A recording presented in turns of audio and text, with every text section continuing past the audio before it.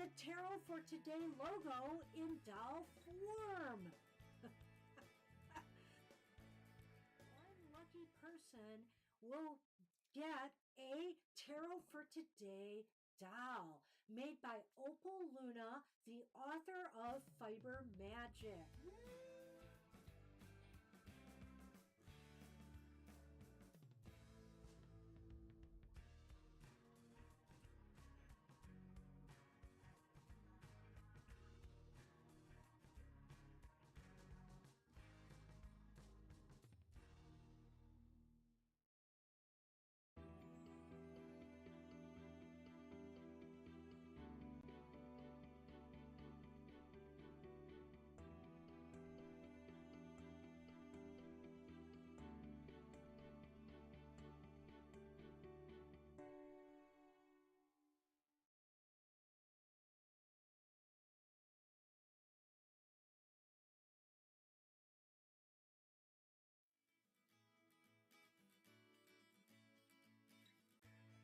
The Tarot for Today logo in doll form.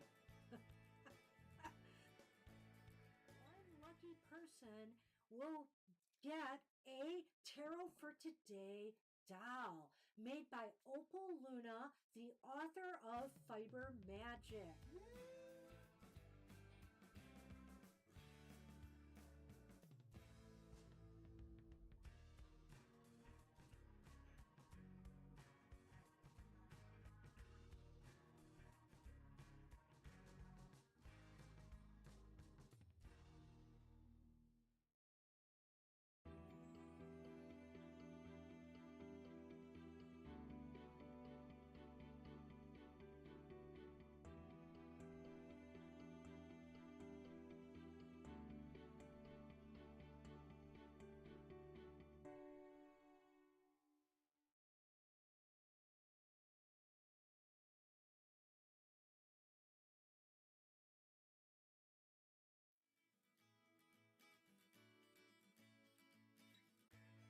The Tarot for Today logo in doll form.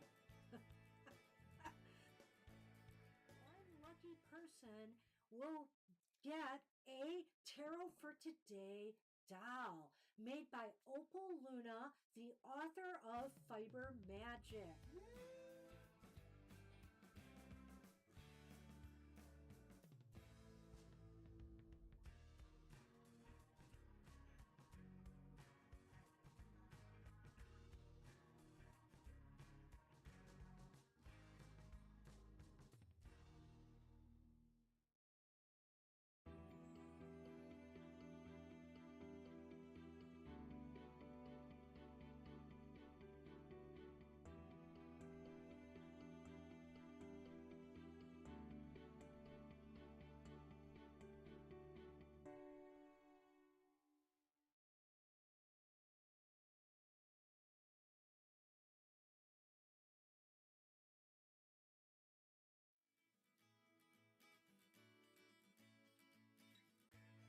The Tarot for Today logo in doll form.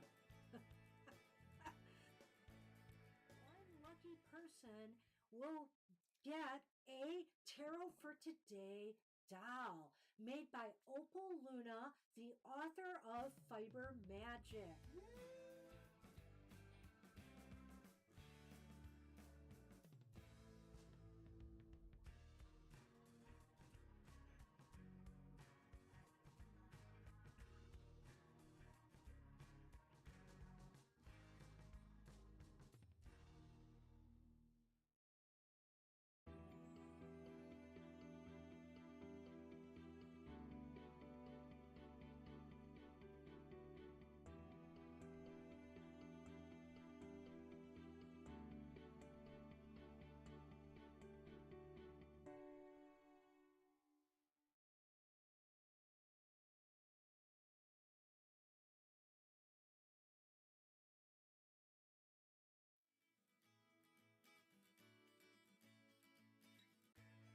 The Tarot for Today logo in doll form.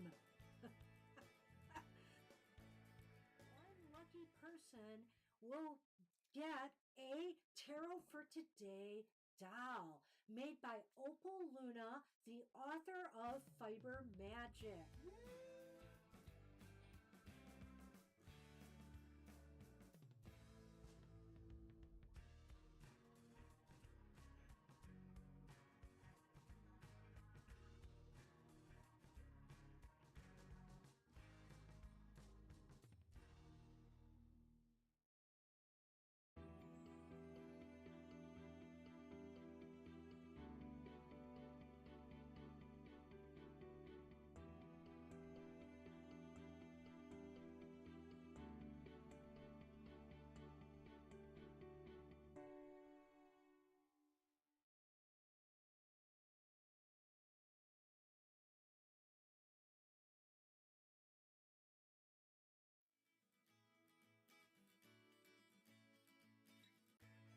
The Tarot for Today logo in doll form.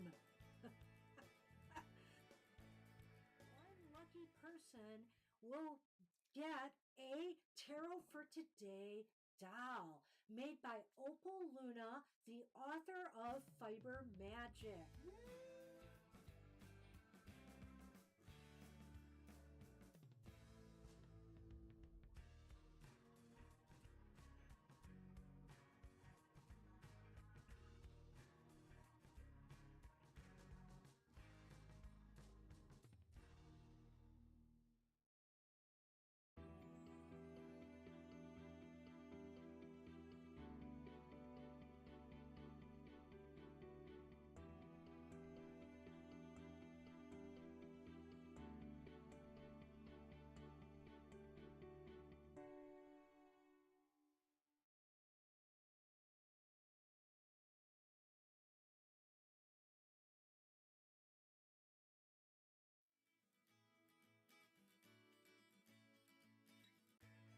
The Tarot for Today logo in doll form. One lucky person will get a Tarot for Today doll made by Opal Luna, the author of Fiber Magic.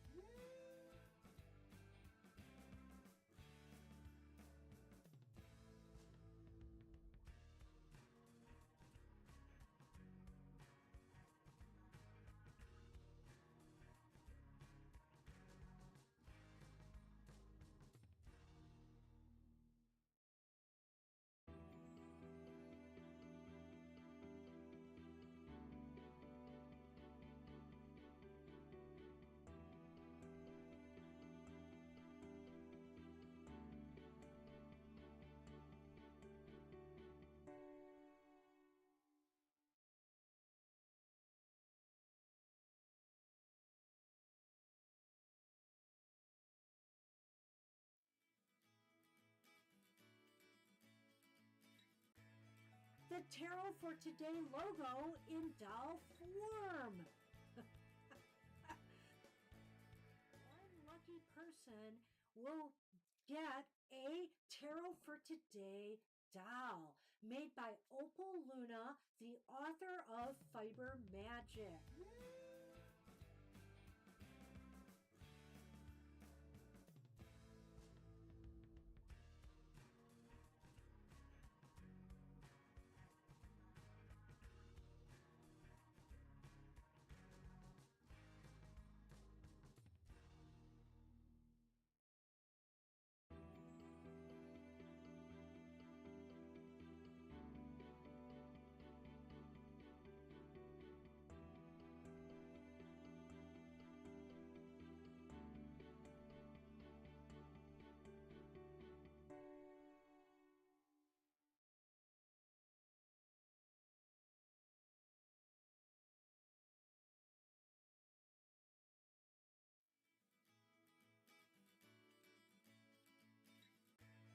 The Tarot for Today logo in doll form.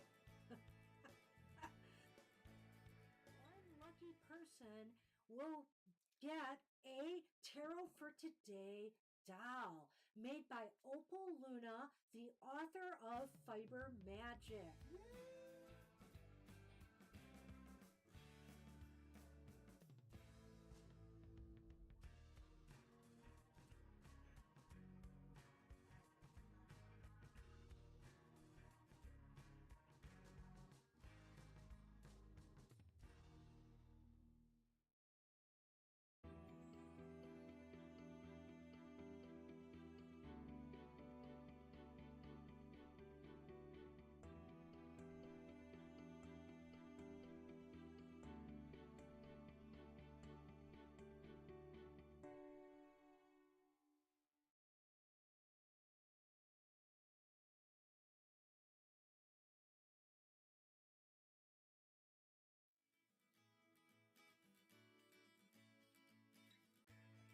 The Tarot for Today logo in doll form. One lucky person will get a Tarot for Today doll made by Opal Luna, the author of Fiber Magic.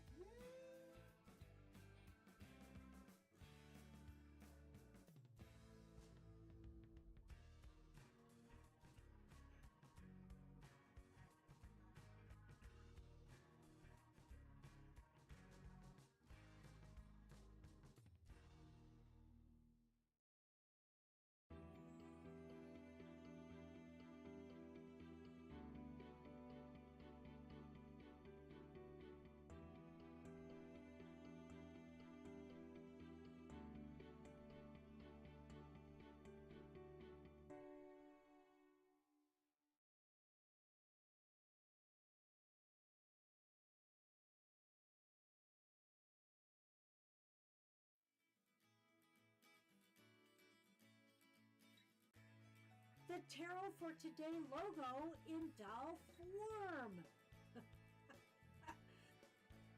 One lucky person will get a Tarot for Today doll made by Opal Luna, the author of Fiber Magic.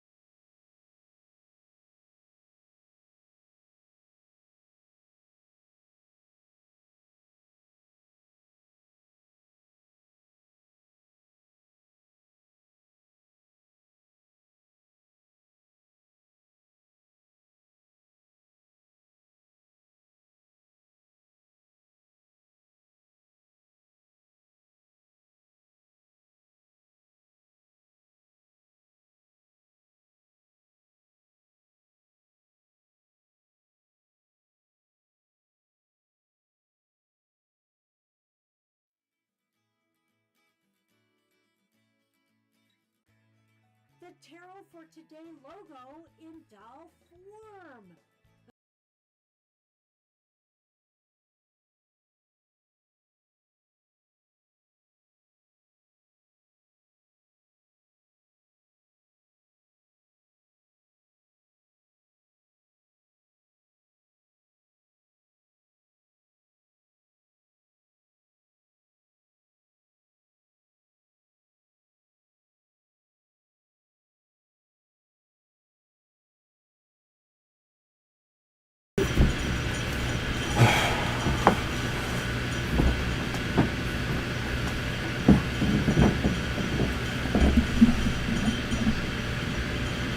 Just keep talking or something. Okay, I will. Is it...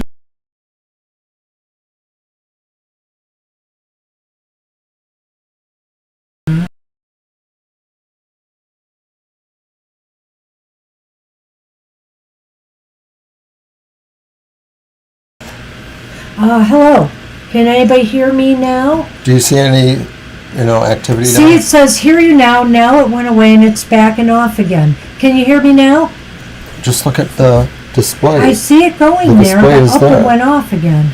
No, it didn't. It went to red. Oh. That's like high Ooh, volume. it's too high. Because I was turning it up. Okay. Hello! Hello, hello. Okay, it seems to be on. It seems to be on. I'm going to leave it. I switched it out to another port or whatever. Now, here's the other thing I'm noticing. For some reason, it does seem to be going into the red a lot, like it's too loud. So, I don't know why that's Like happening. that? Yes. I don't know why that's happening. So, we're just going to have to try to fix this problem. Maybe it's some of the extra things we're adding and settings get kind of wonky. I don't know, but we'll try to figure it out in the future. Well, hello, everybody. Welcome. Welcome to TFT, Tarot for Today, Divine Dabblings with... Bad Tech Boy. We're all bad tech, It's always changing. What can you do? They give you these neat gadgets and things to work with, and it's not really clear how to work with them. All right. Well, anyway, so much for my complaining about technology. Welcome to the show, everybody. It's good to be back and on our schedule. We're really thrilled about that. Before we get into anything else, like a certain contest, I'm going to do the card for the collective. Hi, Swathy. Hey, Swathy. Missed everybody, really. We did. I'm going to be using this beautiful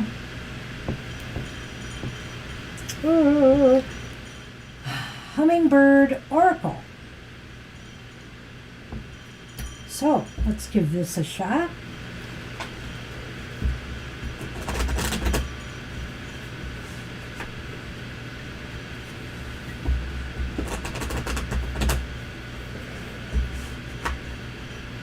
Okay, we have Mr. O pick one. I'm not sure. I think they're just read one way. Let me just double check the book here. Thank you. Yeah. Okay. So I'm going to let you pull one, Mr. O. Let's see what you get.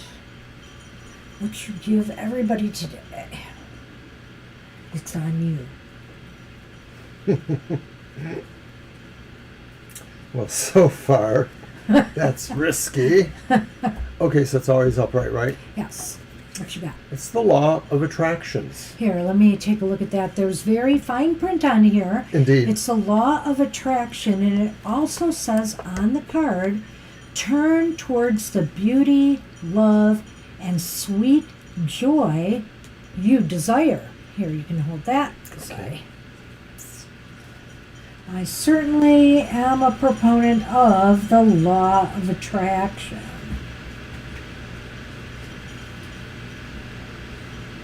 The hummingbird knows what it wants and is drawn like a magnet to the bright red and orange blossoms that house what it seeks. You are being guided to focus more clearly on that which you want, rather than that which you do not want. The spiritual law of attraction is constantly at play, bringing you experiences and encounters that match your vibrational output. So, dear one, those habitual thoughts and feelings of, I don't have enough, I'm not enough, or I can't, are only bringing you more of the same. Hummingbird comes with good news. It's simple to make the shift. Just turn and look in the other direction. Look over there, where the beauty, fun, and joy are. Look over here at the truth, that you are a divine being of love and light with the potential to have, be, or do anything you desire. One easy way to shift your focus is to start daydreaming or using your imagination. One of my favorite things. Try creating an alternate ending to the movie that's been playing in your mind, one where everything has worked out perfectly for you and everyone involved. Try telling a new story that is free of complaints and negativity and instead is filled with hope and positivity. Try seeing the good in everyone around you and in yourself. Embody the feelings of blessedness, abundance, unconditional love, confidence, and clarity, and the universe will respond with fragrant bouquets bursting with life-giving nectar just for you. Here's an affirmation. I choose to think about those things that bring me the greatest joy and satisfaction. Beautiful message, beautiful card. You know, the law of attraction, I mean, I'm just going to say maybe it doesn't always hold true, but I really stand by it. I mean, I really believe we were just having a conversation earlier today about the Five of Pentacles mentality that people have. I mean, they really focus on the lack so much that, you know, they attract more of the same. It's time to get out of that. It's time to get out of that mindset and focus on, you know, the joy and pleasure and abundance that is rightfully yours. That's what I have for everybody. Good luck with that. All right. And it's called the Hummingbird Wisdom Cards by Ellen Velardes, and the illustrations are by Yasmin Westwood. All right. So today I have brought the Tarot of the Ages, and that's the Seven of Coins from that deck. It's a nice smaller size. And then I have the Tarot of the Northern Shadows, and that's the Three of Discs, or Pentacles. And then I have the New Golden Dawn Tarot, kind of ceremonial, and that's the Seven of Cups. It's kind of more pips, but I like the colors. The colors are very nice.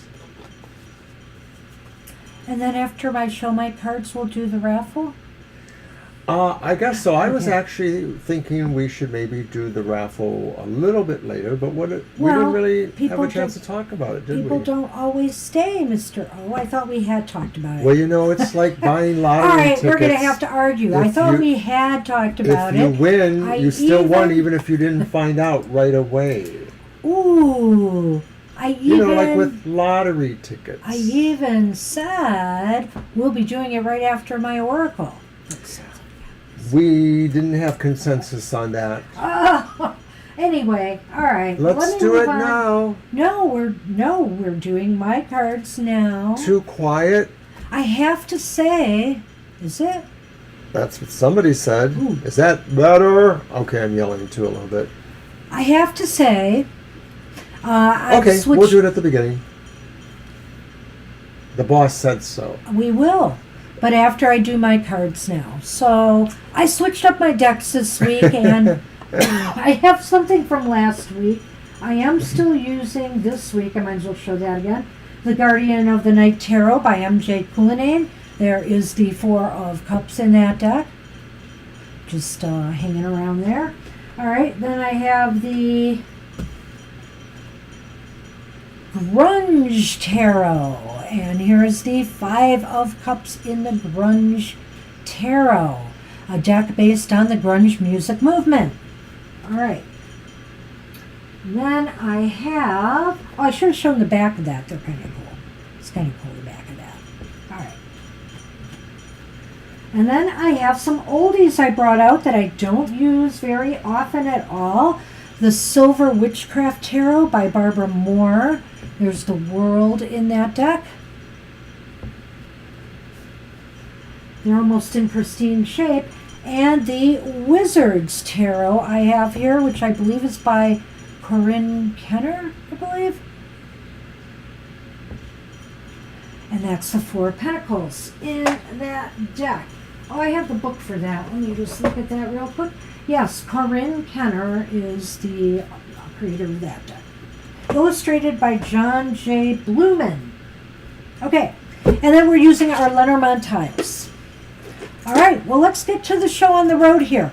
All right, people who live in Canada and the United States, we've got a few people who want our fantastic TFT doll designed by Opal Luna, and it's here to be raffled away. So speak now or forever hold your peace. Anybody who lives in the U.S. and Canada that thinks they have not been included in this drawing and wants to be. You did keep that. We did have that list though, right? We talked. Yeah, I've got it. All right. It's on my previous page here. There it is. Okay.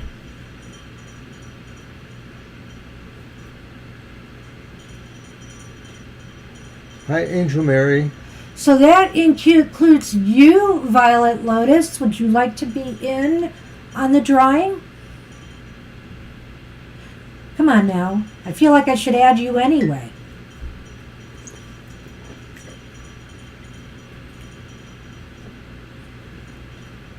Yeah, I saw you using the Wizard's Tarot, Angel Rivera, and that was part of the inspiration of me saying, I know I have that somewhere. I need to bring that out again.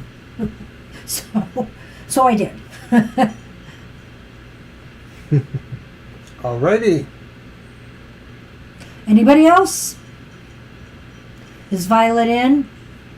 She says alrighty. Okay, she said alrighty. Okay, so where did I put? Okay, so also, did we want to ask Right. Marcia, did you want in on the drawing? We weren't really sure about that, and since you're here today, Right. I seem to remember you did mention it on a thread. that was one question we had about the list. So let us know right now. I think we're pretty sure about everybody else on the list. Yeah.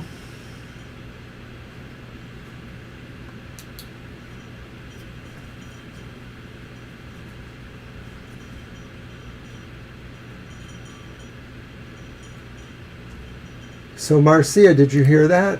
We were wondering. I thought maybe you had indicated in a comment you wanted it. I'm going to go over who I have so far. I know Mama T wanted it, Kara. I think Sue did because she replied on Twitter. Lisa, Kate, Christine Hallowell, Violet Lotus. So I'm just waiting to see about Marcia. So it's and I 8 think with that's Marcia. it. So if I haven't mentioned your name and you wanted to be on this list, let me know. Sorry it's taking so long. We'll get right to the readings after this.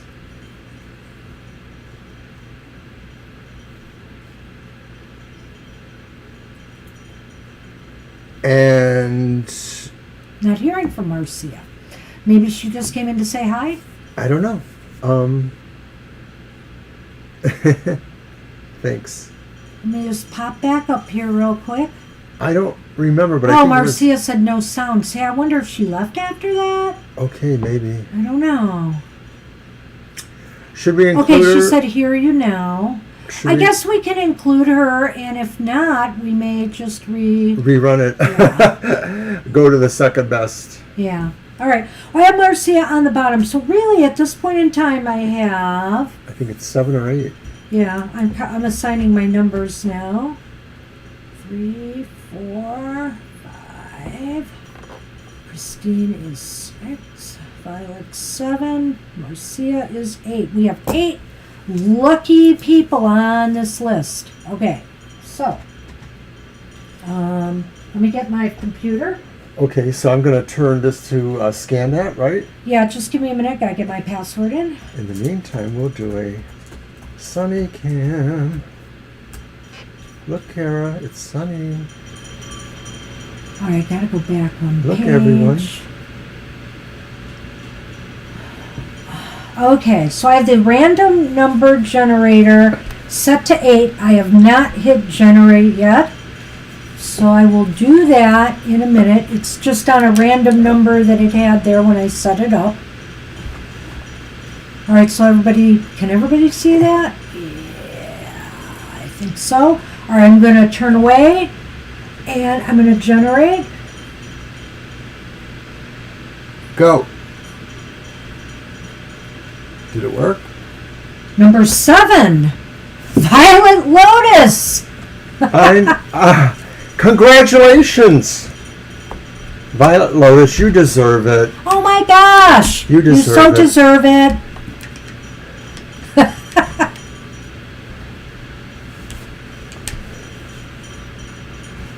Let's have a big round of congratulations for Violet. Thank you, everybody, for playing. It's not possible for everybody to win, but we're really happy if we had a little fun doing this.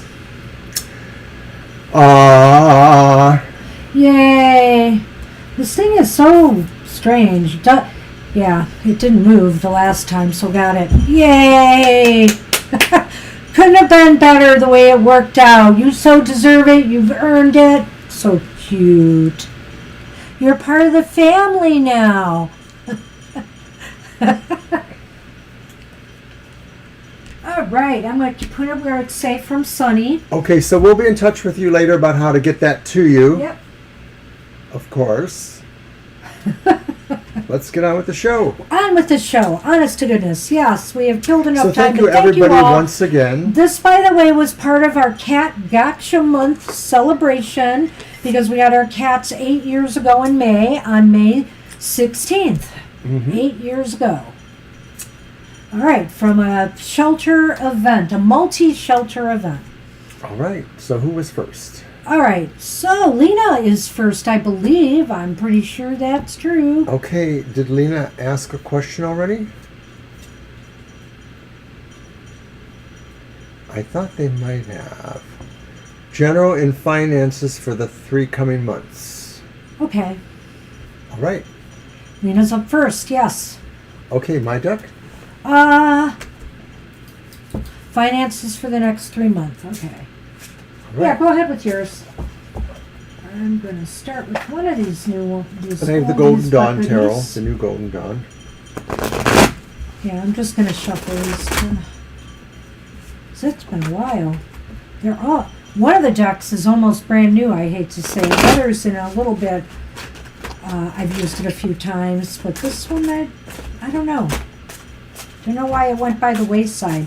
I must have gotten some new and exciting deck at the same time as the Silver Witchcraft Tarot, and just said, "Oh, I'm going to use that instead."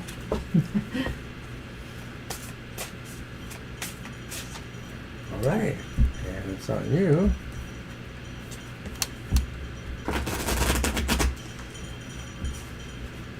That's the danger with being a collector. It's true.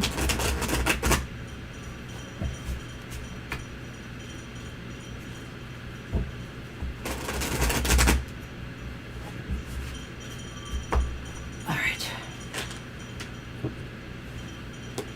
Oops. There you go. It is an absolutely beautiful day outside again. Oh my goodness. Okay, Really Lena. gorgeous. Next 3 months of finances. And we have the moon upright. Hi, Sonny. Hey, give me that. That one. And we have the 6 of Swords upright. Earned success. I like this. I like the way it's shaping up so far. And then we have the 6 of Pentacles, and it says material success. So, bam, bam, bam. The moon itself maybe is saying the discovery of or the uncovering of, or it's a cycle thing. You're moving like as the moon cycles. You know, maybe this is saying it could just be a cycle of the moon or 2. I'm going to be vague with that. You said the next 3 months, so maybe this is just saying, Oh, wow. as these moons come around, you are going towards. Now, of course, in the traditional tarot, the 6 of Swords doesn't have that handy little keyword, and in fact, some of us would say, well, I guess that's the ultimate implication. You're leaving something behind and moving towards something you feel you're worthy of, you're moving towards. So I'll go with that idea there. And then, of course, the other 6 of Pentacles, so I like that 6 energy there, or synergy, the material success. I think this is also talking about the fact that this is something really that maybe you share, that you feel the efforts and work of the others who are assisting you, whether it's an actual team or a different sort of collaboration. Well, Lena, this is just like a real financial reading for you here. And I like what he's said about the moon cycle, but I'm going to read this 2 different ways. One of them is using that. And I can sort of see a progression here that maybe by the turn of a moon cycle, you're going to realize that you're moving into a far better, more stable, more tranquil, less stressful place for yourself financially. And that, that there is going to be a real flow here, that everything seems to be in flow and balance and harmony with money, with resources. The other way I want to read this is just to say that, trust your gut. Trust your intuition to guide you, to help you make decisions that will ensure that you move to a better place financially. That you do the work, you do whatever's necessary, whether it's getting a job, whatever it takes, and working from home, and and make sure, and strive for that balance in your life, so that so that as much as you give out or have to give back for various expenses in life, you receive. So that's the way I'm kind of looking at it. I like it. Yeah. All right, so then it's the nice. Mm-hmm.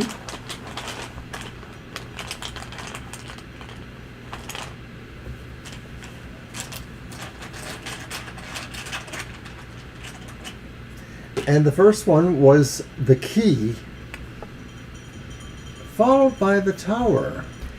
Well, what's interesting about that, Lena, and I don't want to get your hopes up in that regard, is sometimes the tower can talk about legal stuff, that maybe the key is some court action. I know you were waiting for some money, do you? So the key might involve that, but also it might just involve working with financial advisors, a financial institution, somebody who can help you get on track, if you have money to invest now, say from an inheritance or something like that, this is key, is to work with some either corporate body, government body. This could even be the key of getting a job, in some sector that, would bring you in some income.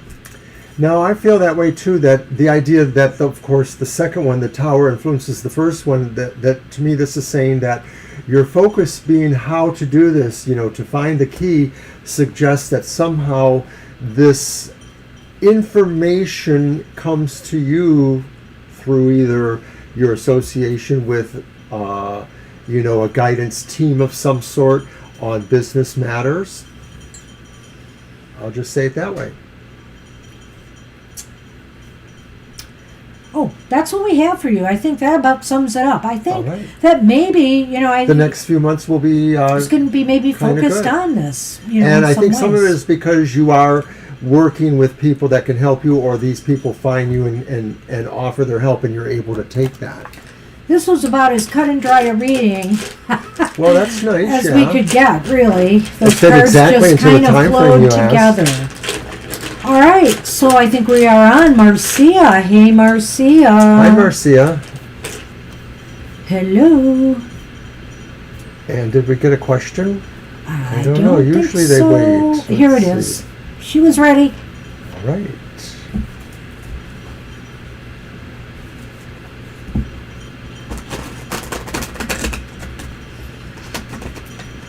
Hi, you. Hey, you. We are just doing fine. This is welcome, my Lena. kind of weather. These last few days have been really, really nice. It's going to get a little hot now for my tastes, but I'll manage. Just for a few days. It's going to go back down again, thankfully. I like the silver on these cards. I will say that. This Barbara Moore deck. Here you go. Yeah, it reminds me of the silver gilt on my Uncommon Tarot. Something like a wind chime in the background is distracting. It's in the other room where the fan is. Oh. The air currents move a chime or some little thing that's dinging. dinging. Whoops. Do we need to shut that off? Will we get to that? I thought you wanted that fan on. Yeah, usually I do. I didn't even think about that. I'm so used to it. And besides, I have the additional problem of having some ringing in my ears, so I hardly even notice it. Okay.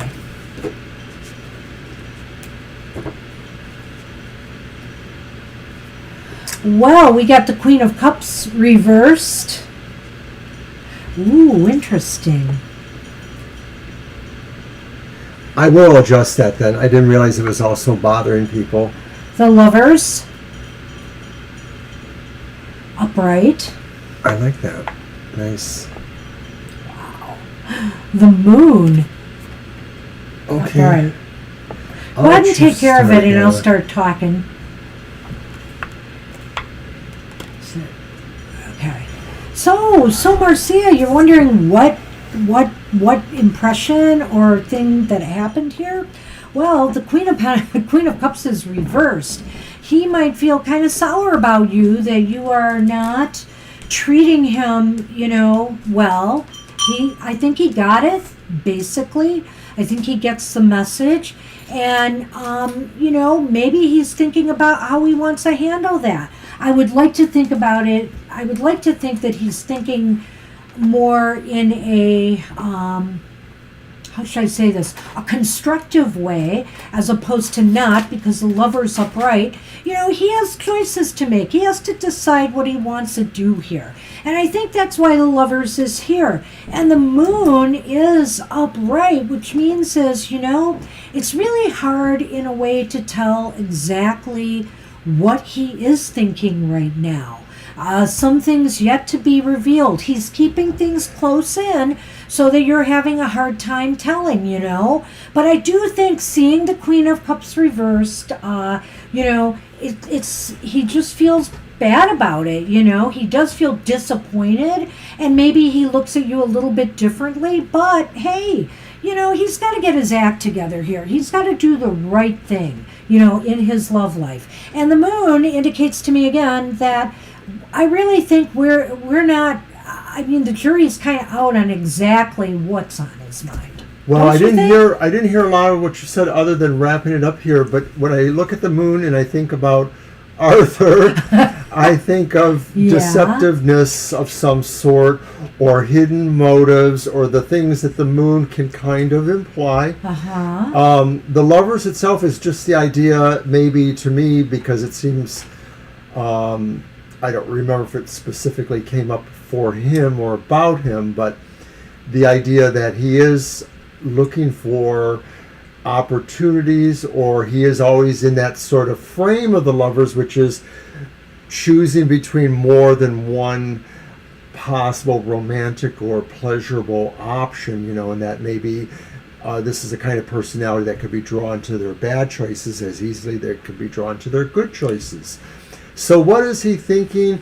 I guess he is playing it really close to the vest, but I think he's mostly not being sincere. He's being deceptive. And I think he thinks you're just being, bitter or mean, emotional, or yes, exactly. That's sort of, he's putting it on you in a sense. That it's your problem, not his problem. Right? Maybe he just thinks, even if he wants it to be over, let's just say, and he doesn't care, he just thinks you should be able to let it go like he did. Like, we're just moving on, and we can still be friends and nice to each other, like nothing ever happened. So I think he wants it to look one way, but deep inside he sort of feels like he'll show you if he gets a chance, or you'll understand, if you let him, try to explain. He's a cad. Well, but you know that. Keep playing it the way you are, I think. All right. Ooh. This is going to be interesting. Okay. So, Banshee pulls the tree, and I pull the anchor. Well, it's interesting. I believe the anchor is more a good card. It may border on neutral. But what's interesting is it's with the tree here, and I'm kind of torn how I want to say this.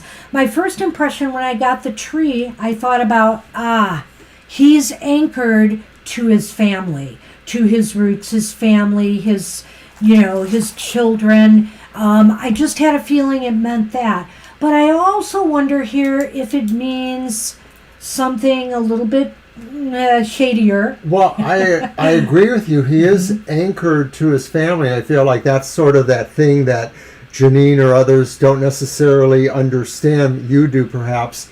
I'm sure you do. But the tree means he wants to branch out. Oh, and he's felt tied down. Yeah, maybe that's it. Oh dear, I would not have gone there, but that's really an interesting observation. My other thought was that I feel as though he just, oh gosh, I lost it. That it's basically showing he really hasn't grown as a person. He's kind of stuck. Because the anchor's about being stuck in place. So I almost feel here that could be that. Although I want to give him the benefit of the doubt here, seeing the lovers upright. I want to think that maybe he just feels he needed to back away because he couldn't let things go any further, and he's trying to do what he thinks is the right thing. It could be both of those things. Just the way it ties in, I think, with the idea that he's dissatisfied or he feels, that you're emotionally upset or emotionally weird for him. What? What? Oh my God. Well, if I had a boot image on the Lenormand, I would say give him the boot. But I don't. Oh man, that's crazy. Yeah, he should just bug off and leave you alone. Can't he just be a customer and, bug other people? Oh, man. Well, good luck with that, Marcia. But I think you can see here, he is who he is. All right.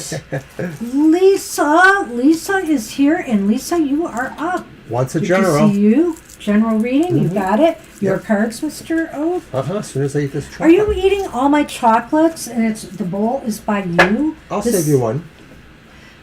This was from our event. Come on.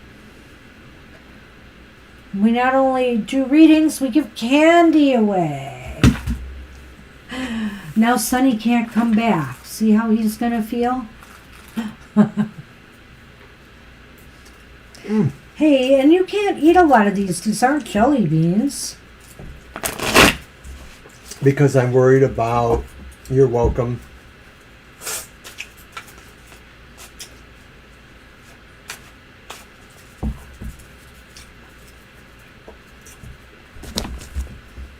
Uh-oh. No, you can't have that. It has made me move my candy.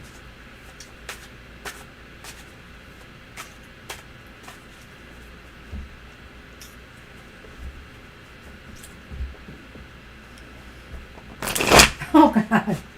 Kara.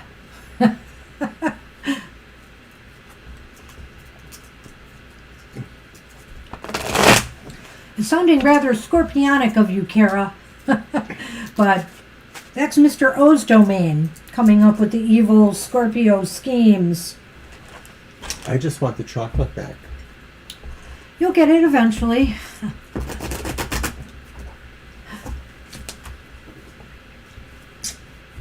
Yep, Sonny is making his presence known, establishing his rightful place by my side. Well, you don't let him come over here. Hey. You don't. You know he can't. You know he messes the camera. Come on now. Cut him.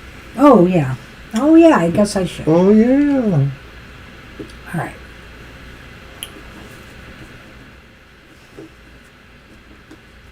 Okay, Lisa, general reading. Okay, you have Temperance. That's Major Arcana 14. Nice. Then you have the Ten of Swords reversed.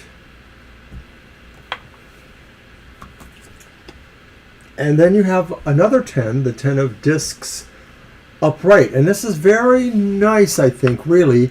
The Ten of Swords reversed is really getting over, overcoming, moving past, defeating a bad situation. possibly something that has peril or danger on maybe different levels, or certainly one level. It could be about actual mortality. It could be, we don't like to say that, but there's this idea that there's a danger, like maybe missing an accident or just coming out okay from an accident, something like that maybe. But it could also just mean to other kinds of crisis, a financial ruin somehow resolving or changing, so it's not really that bad. With Temperance, it does sound like this idea of balance. So like maybe there's this idea that some crisis or some really big problem is ultimately defeated or changed due to finding the balance point, finding a way to balance the situation. If it was legal, finding something that terms either side could work with. Because then you also have that 10 of coins upright, and that's nearly the epitome of a family who is kind of there for each other, has a lot to provide each other, guarantee security or material well-being.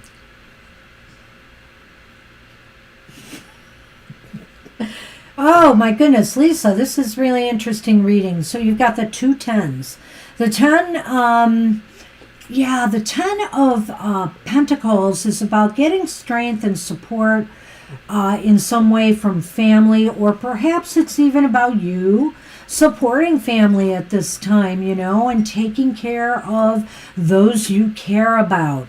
And, it's really, in a way, there are struggles, there are difficulties, but it's a healing process for you with the 10 of Swords reversed. You really do feel that there is light here for you, and you feel good about your responsibilities and what you're doing. And I think the focus just needs to be, and I think you're getting there, is maybe trying to get everything in balance, harmonized, to be able to find space and time for yourself so you can decompress, so you can be at peace. Make sure you give yourself, if you're not, those moments. That could apply to an IRS situation, because ultimately stability and sort of material stability in particular would be an important thing to gain from that. And the idea that maybe it was at first, nearly an existential problem. And hey, Lisa, we've just recently been there ourselves with a penalty for something we didn't understand about our taxes, and we're hoping to have it abated, so we'll see. This is happening during Mercury retrograde, so you never know. But let's pull the Lenormand to see what else it tells us.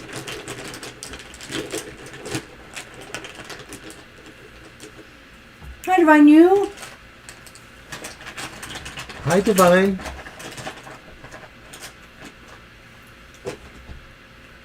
So I have pulled the Whip, and Lenormand number 2 is the Fox. Fox and Whip. Well, it looks as though, your path is not going to be easy. The Whip sometimes can be just indicate, difficulties, sometimes a little bit of stress. Certainly could indicate even some arguments. It could indicate some battles. So I would just say here to do your best, just do your best, and don't let, don't let the stress get to you, though. I focus back on Temperance here and say, maintain balance, maintain harmony, de-stress in more healthy, constructive ways. Exercise, meditation, yoga, whatever the case may be. It works for you. Bike ride. Well, regardless of whether this did touch on that situation, you seem to resonate to that. But over here with the Lenormand, and I might be a little off because I'm not as good as Banshee over here, I feel that there are some business ideas sometimes around the Fox, and that maybe something in terms of business things might be affecting how quickly a matter could be resolved. Like maybe there's just some sort of sense of too many protocols or too many, okay, you did this, now we want you to do this, you know. And I've heard about that with some of these things where they keep throwing it back in your court saying, well, okay, that's good, but now we want this documentation. So it may be that something is affecting the meter of all of this too, or whatever it is talking about, causing it to not necessarily have the quicker resolution, even though it looks like ultimately you're moving towards that. So the fox, could indicate work of any sort. To me, usually it's like an employment place or workers. But I would say here that with the whip there, it could indicate that there might be some sudden things that you have to do that you didn't expect. Sometimes the whip, because it's fast, it's sudden a sharp move, it's sudden. It could indicate surprise work that you have to do. So, if it's in relation to the taxes or it's in relation to your dad, something's going to crop up and, keep you, suddenly take you by surprise. Some work needs to be done. So, that's what we have for you, Lisa. Good luck with that. Course. Take care.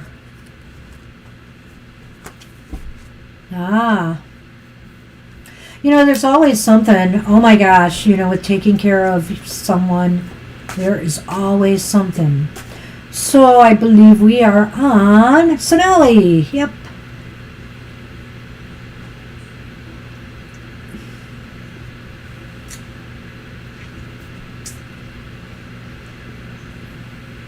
You're welcome. Thank you.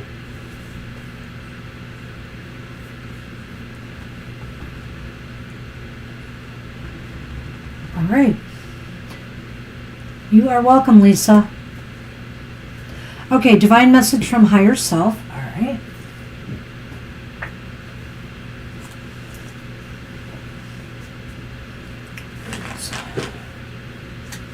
We had a wonderful happy hour yesterday, and it was the first one in 2 weeks since we were off the previous Saturday. And we are going to be back next Saturday at 10 o'clock, so hope you can check that out. We have a lot of fun at happy hour. Yeah, that was pretty fabulous. Some of you guys were there. Yeah. And, of course, we'll be back on Thursday for our regular live stream too, 7 to 9 p.m.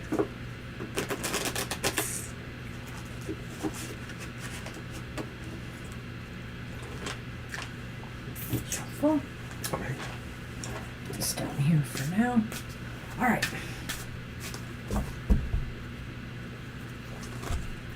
Who doesn't want to get happy? Right, Violet? I mean, seriously.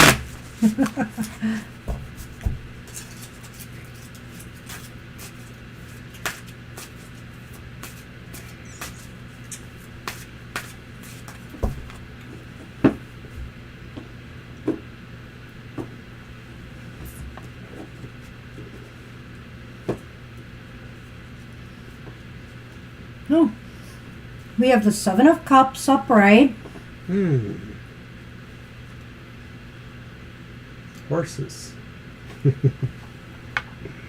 Ooh, we have the Ten of Cups upright. Oh, nice.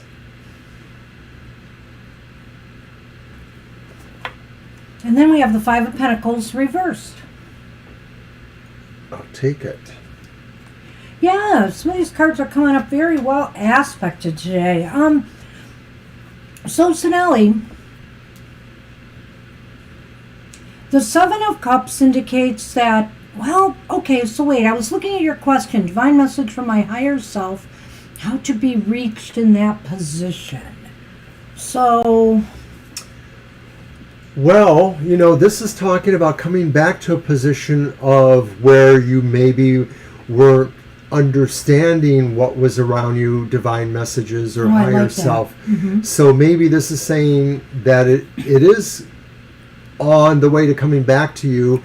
A part Can of this, I cut in? Yeah, go right ahead. On that one, if you, Sonali, if you've been feeling disconnected from spirit or disconnected from, them, they're saying just reach out again. Just reach out in the ways that you do, through prayer, through meditation, through just entering the silence.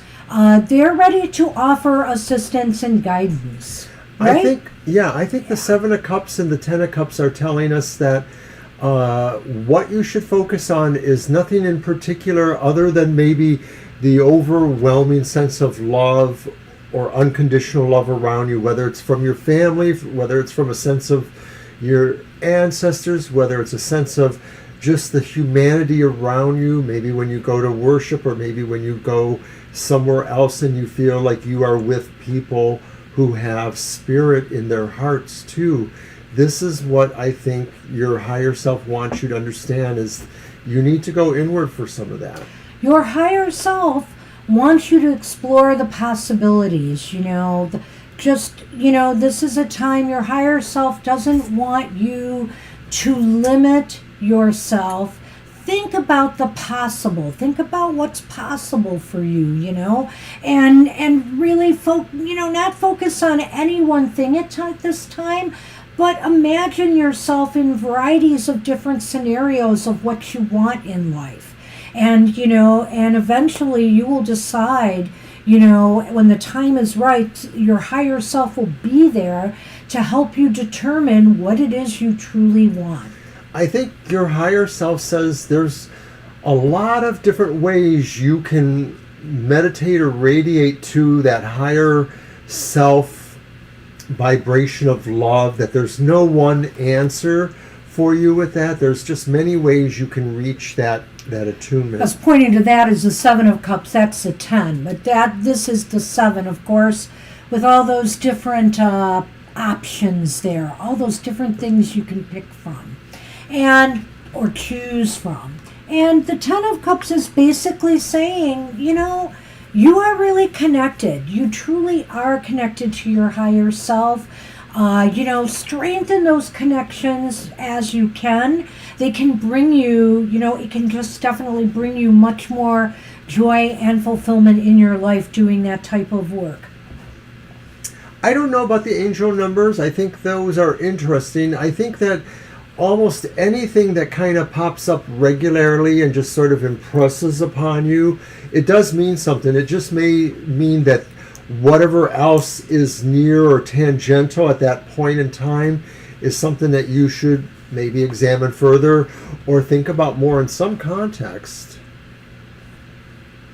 Yeah, I'm not an expert on angel numbers, but there's just a variety of sources to find out more about the meanings of the specific numbers. And what I usually do is I want to make sure, like, for example, I might be seeing in a given day like multiples of numbers 222 or 555, etc. But if I am seeing one of those sequences just like over and over again, it's a pattern, I really pay attention to that. Always pay attention to the patterns, because if something stands out more than the others, it's something that's trying to get through to you. Yeah. So, but like I said, there's a number of guides out there that will tell you what those number combinations mean. And so maybe if you're really seeing a lot of these all the time together, you could just see how those energies mix and mingle. That's what I would say. Let's do the Lenormand.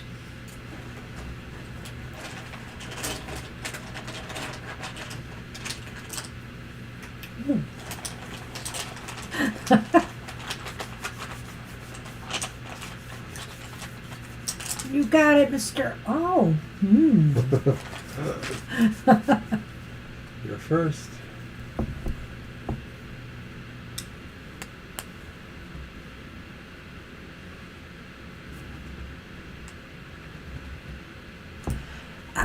I'm kind of at a loss seeing the gentleman here. So who's the gentleman? Is there some spiritual advisor that you have that can be of assistance to you? I do feel too that the stars indicate to me there is a lot of hope and energy surrounding your work with your higher self.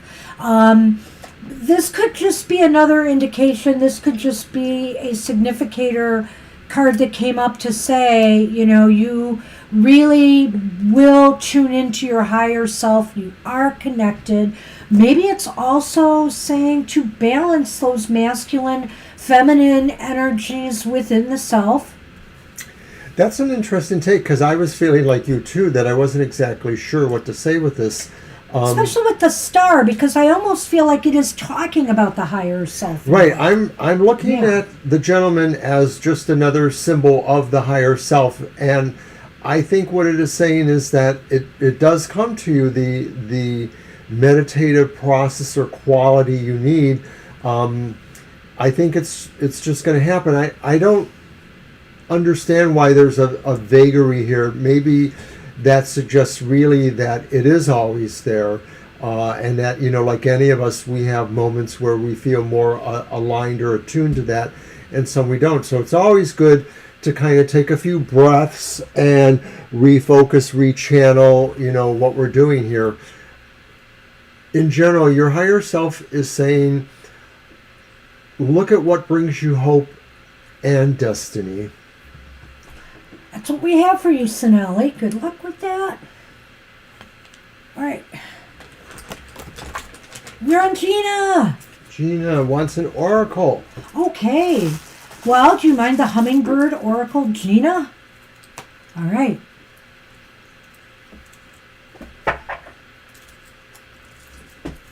Oh, except where did I put it? Nothing that was really specific. I mean, I could generally infer that maybe you need to continue meditations or continue guiding yourself in that kind of way. That's really about the strongest message I got.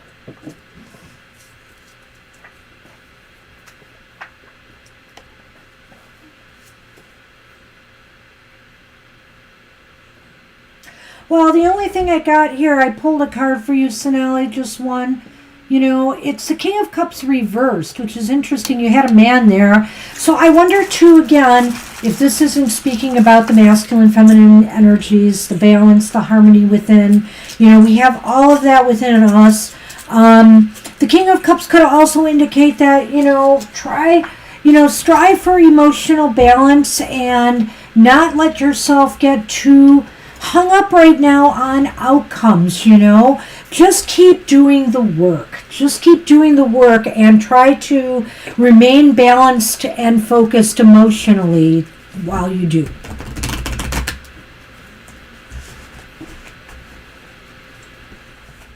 You're very welcome, Sinelli. Hey, do you want to tell Sinelli what we're doing? Oh, yeah. Pretty soon. We're not sure when, but it'll probably be in a few weeks or so. Any of you guys that are in other time zones that are rather far away from ours, all you folks in India, we are going to have a small live program, probably at our time of maybe 2, maybe 3 o'clock in the morning. We're going to call it TFT at the Witching Hour. And it will be a 1-hour live show, we believe. Pretty much the same thing. We're just going to read cards like we normally do, just for an hour. But we're trying to figure out how to do live in different ways. And one of them would be to do it at a really different time for us. Don't worry, we'll rest up beforehand. We'll take a nap or something and wake up. But we just think it'll be fun to do that.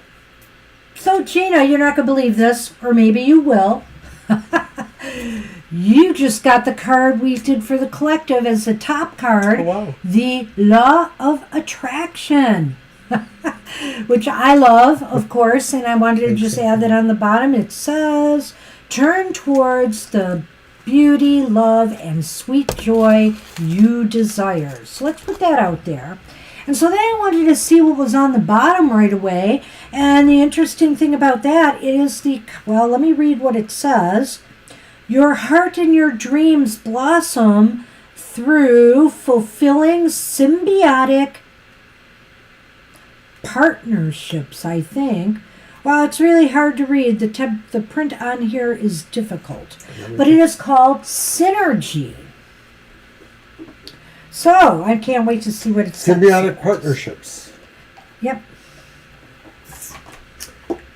Another beautiful hummingbird, Synergy. So, Law of Attraction. Oh, law of attraction and partnerships. I'm getting a message there. Let's see.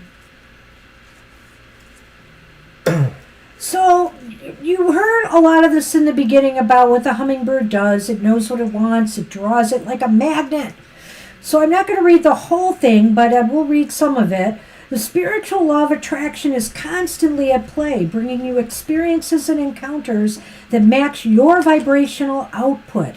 So, dear one, those habitual thoughts and feelings of I don't have enough, I'm not enough, I can't, are only bringing you more of the same. Now, somehow I can't imagine you not, following the laws of attraction here. So this is a gentle reminder to you, that, you probably know you have shifted your mindset over to being positive, looking where the beauty, fun, and joy already are, and that you deserve the same, and you have the potential to have anything you desire. So shift your focus and start daydreaming and using your imagination. Create alternate endings to stories, I always like to do that. Create an alternate ending to a story. And try telling a new story that's free of complaints and negativity and is filled with hope and positivity. So long as you embody the feelings of blessedness, abundance, unconditional love, and confidence, the universe will respond in kind. So that's the gist of that one. I really want to focus more on synergy. Oh yeah, it's a little bit easier to read in here, so I guess I'll remember that in the future. Your heart and your dreams blossom through fulfilling symbiotic partnerships. So the hummingbird knows the power and beauty of mutually beneficial relationships. It works symbiotically with the flowers, offering pollination and reproduction for the plant to exchange for the sustenance it receives from the nectar. You are being beckoned to fly to new heights by joining forces with others to magnify the effectiveness of what you are creating. Pay attention to people who cross your path or contact you seemingly out of the blue, since they may be divinely sent co-creators. It's time to pool your resources and collaborate on projects. Great gifts come from working with others, both for you and the world. If you've been feeling alone or bored, this card is also about seeking out groups, gatherings, or new communities of people with shared interests. Whether you're looking for a social outing, personal support, or professional motivation, let the hummingbird deliver your desire for connection to the universal realms, and then be mindful of opportunities and ideas that fly your way easily and magically. You might even be inspired to create your own partnership or group. Hey, why not? Remember that this is a call for you to show up, since you are an intricate part of the synergy being created, and you will give as much as you gain. It's time to share generously, cooperate, and come together for the greater good. Playing with others promises to be both fun and fulfilling. And here is an affirmation for you. I invite opportunities to collaborate with others in ways that will benefit us and the world. And so, this isn't necessarily about love or romance partnerships. This is about working with others on constructive, positive goals that may have a broader impact. This is a time to, do that. And, what you give out, you will get back. Clearly, I think the law of attraction is also at play here. That maybe the universe is calling for this from you so that it can provide you with even more greater gifts. I love it. Hi, Kaha. Hi, Kana. Kana. I think you've been here before. Yep. Get you on the list. So, Gina, let's do a Lenormand for Gina real quick. All right. Got one. Ooh. Mr. O, grab your Lenormand. Look at that later. Okay, I'm looking at it now. All right, Kara.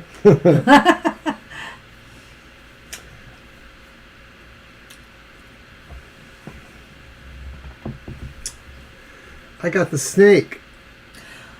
Boy, Mr. O is a party pooper, isn't he? Well, the snake. I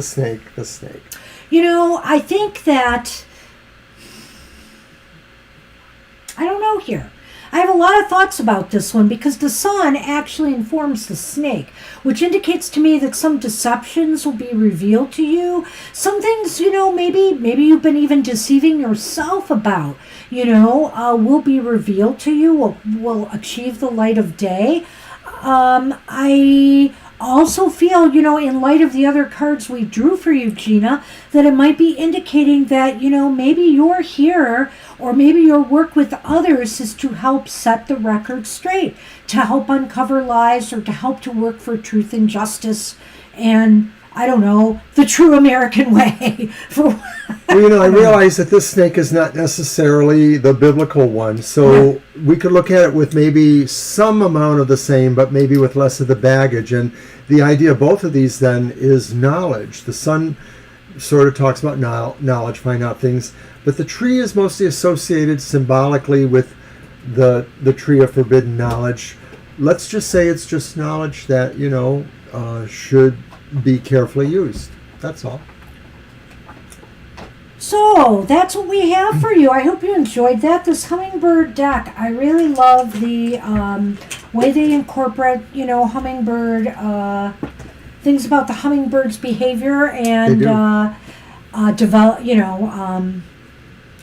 activities that fits right in with the card meanings. It's very, very nice. I like it.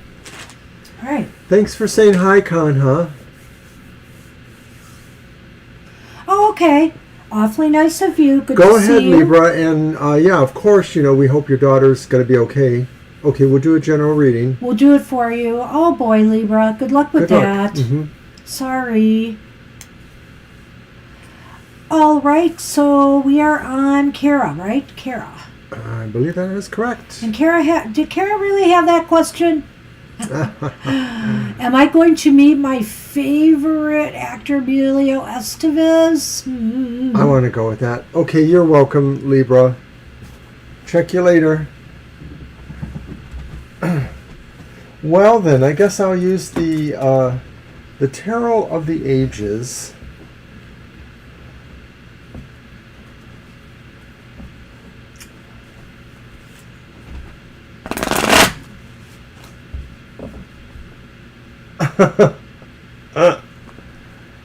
Be gentle.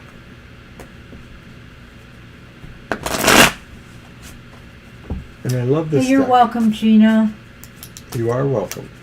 It's really a beautiful deck. It's got a lot more depth than I thought. So I it's think nice. we'll do this as a yes or no.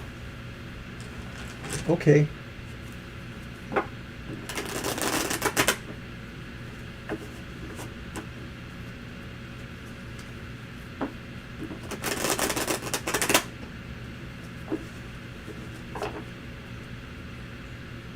Boy, these are some well-used cards.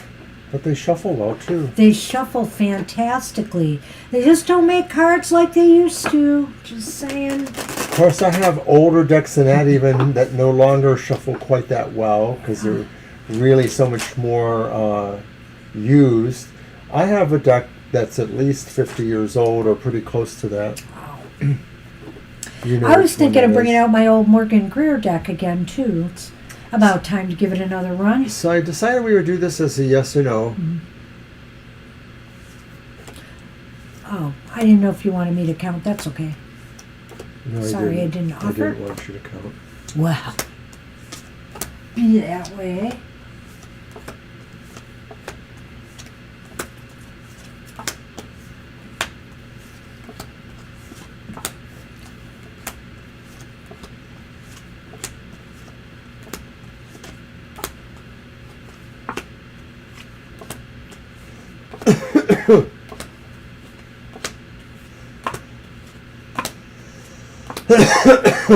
The Mythic Tarot. I think that's about the time I got the Mythic Tarot.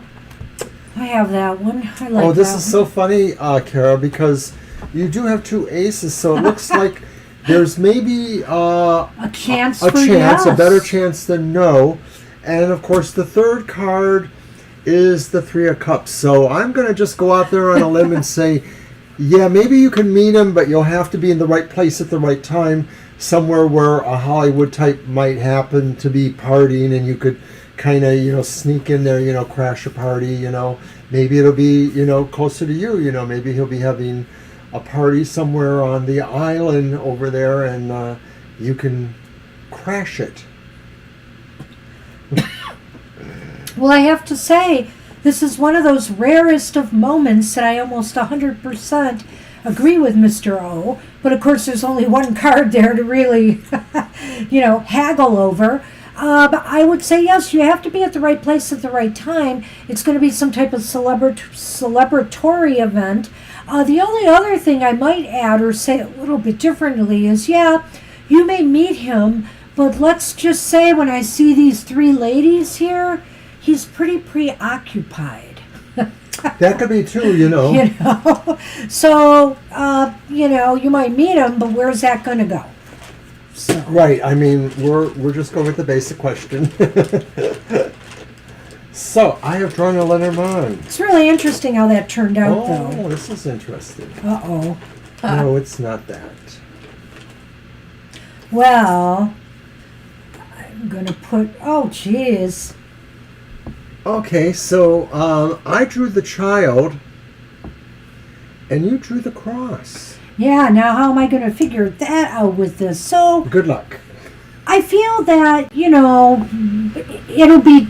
I hate to say it, but what I feel when I see this combination is, to me, is, if you did meet him, it would be somewhat disappointing, It just wouldn't be all like was cracked up to be. It would just be a small little chance encounter.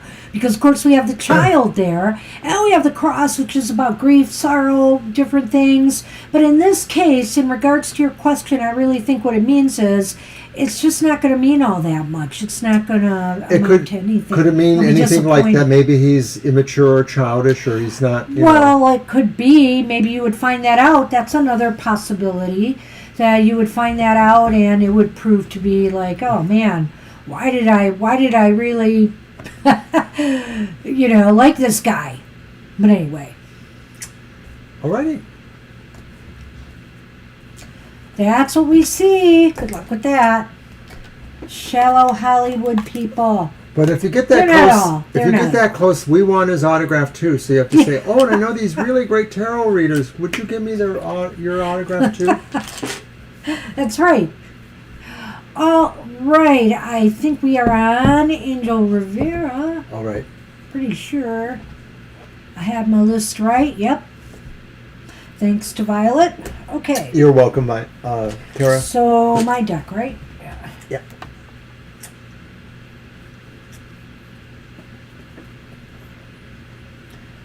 All right, Angel, what you got for us?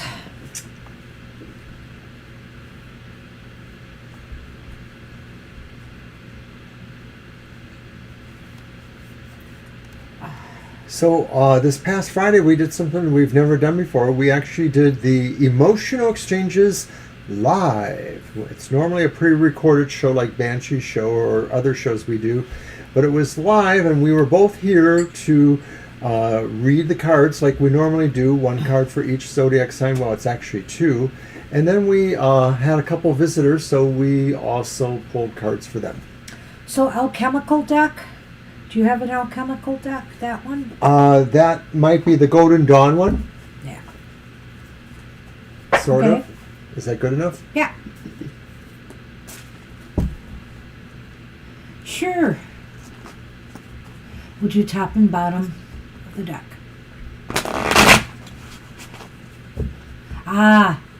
Well, good for you. I'm slowly working out again. I did some exercises today. I'm going to go back out and work on the elliptical again. Like I said, I'm taking it very slow, though. Not doing a lot. Basically, because I can't on the elliptical. And so I'm feeling pretty good about that.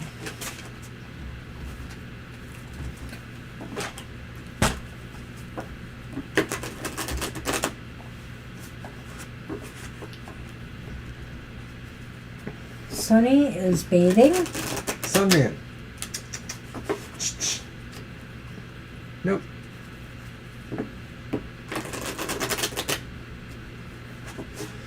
I think it's the new Golden Dawn.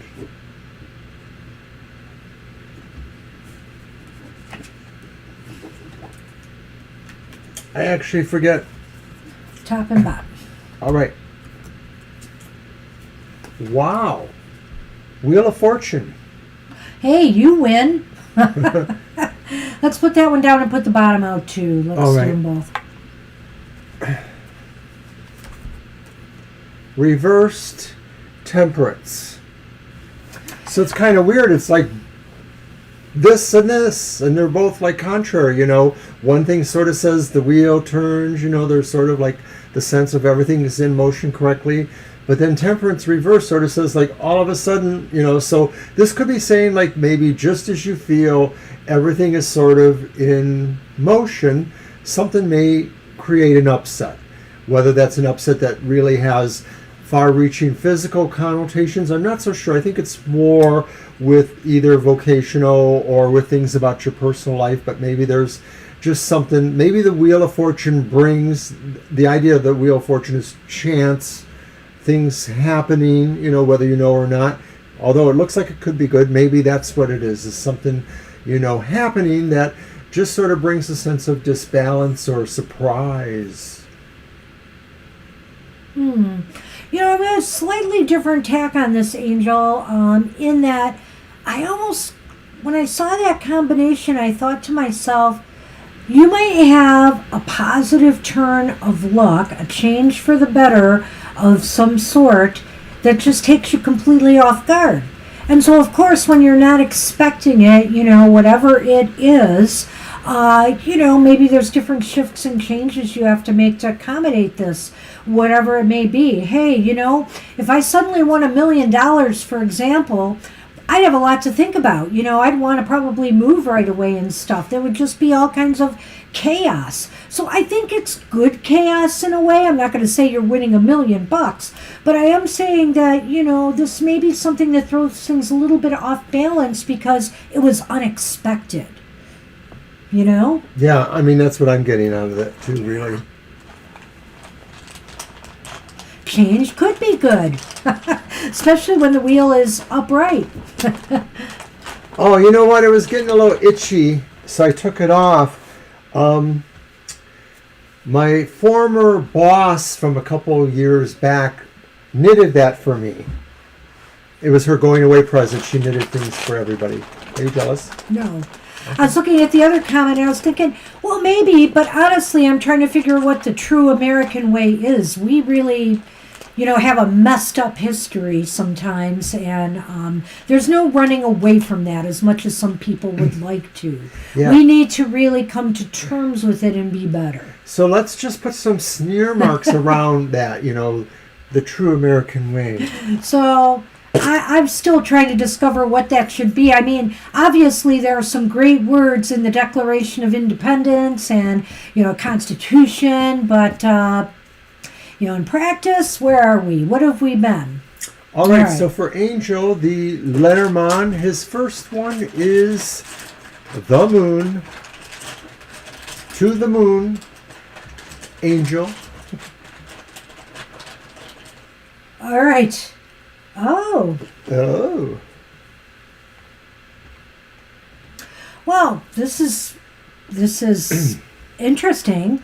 I feel like there is something happening for you that, you know, could affect your future success, and it's positive, and it shows some growth in the future. Whatever this change or this good luck that comes to you is, it just could be something that really is going to grow more in time, and it's bringing some success. Wow, I don't know what this is. I hope it's true because it sounds awfully nice. Well, is it possible that in some ways, and I realize there's maybe more than one card on either side of it, the moon is to Lenormand what the wheel can be to tarot, this sense of good luck or something happening that is not necessarily expected, you know.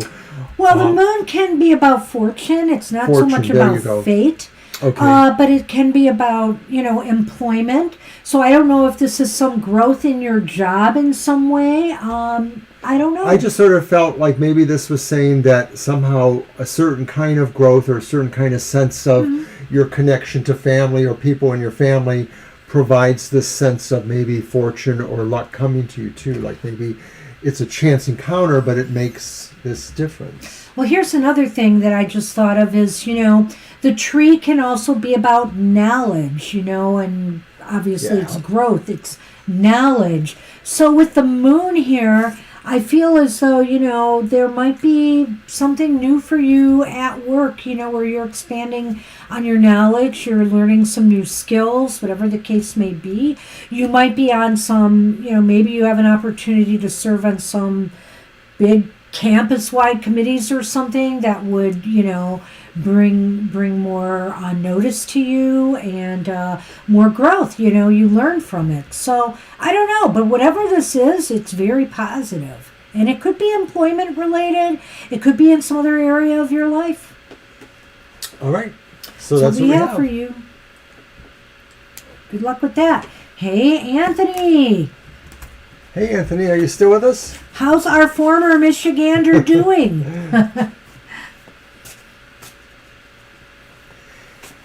And yeah, thank you for liking that idea about TFT at the witching hour. Wow, 1 month already? It does seem like that's fast. Wow. No, that's crazy. That's crazy stuff. All right, it must mean you're having a good time then so far, so I hope it continues. Have I used my Grunge Tarot yet? All right, a general... Yeah, let's do the Grunge Tarot. Let's do the Grunge Tarot. It can be a little gritty, like the grunge movement. And you're welcome, Angel.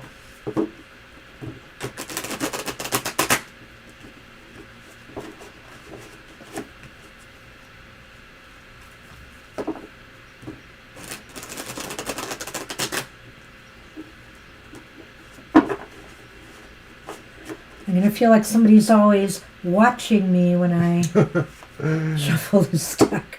This big eyeball on the back of the cards. Up for grunge, says Anthony. All right. Yeah, it's a pretty new deck. My son got it for my birthday for me last month. Shuffle. All right. And that's the back of it again.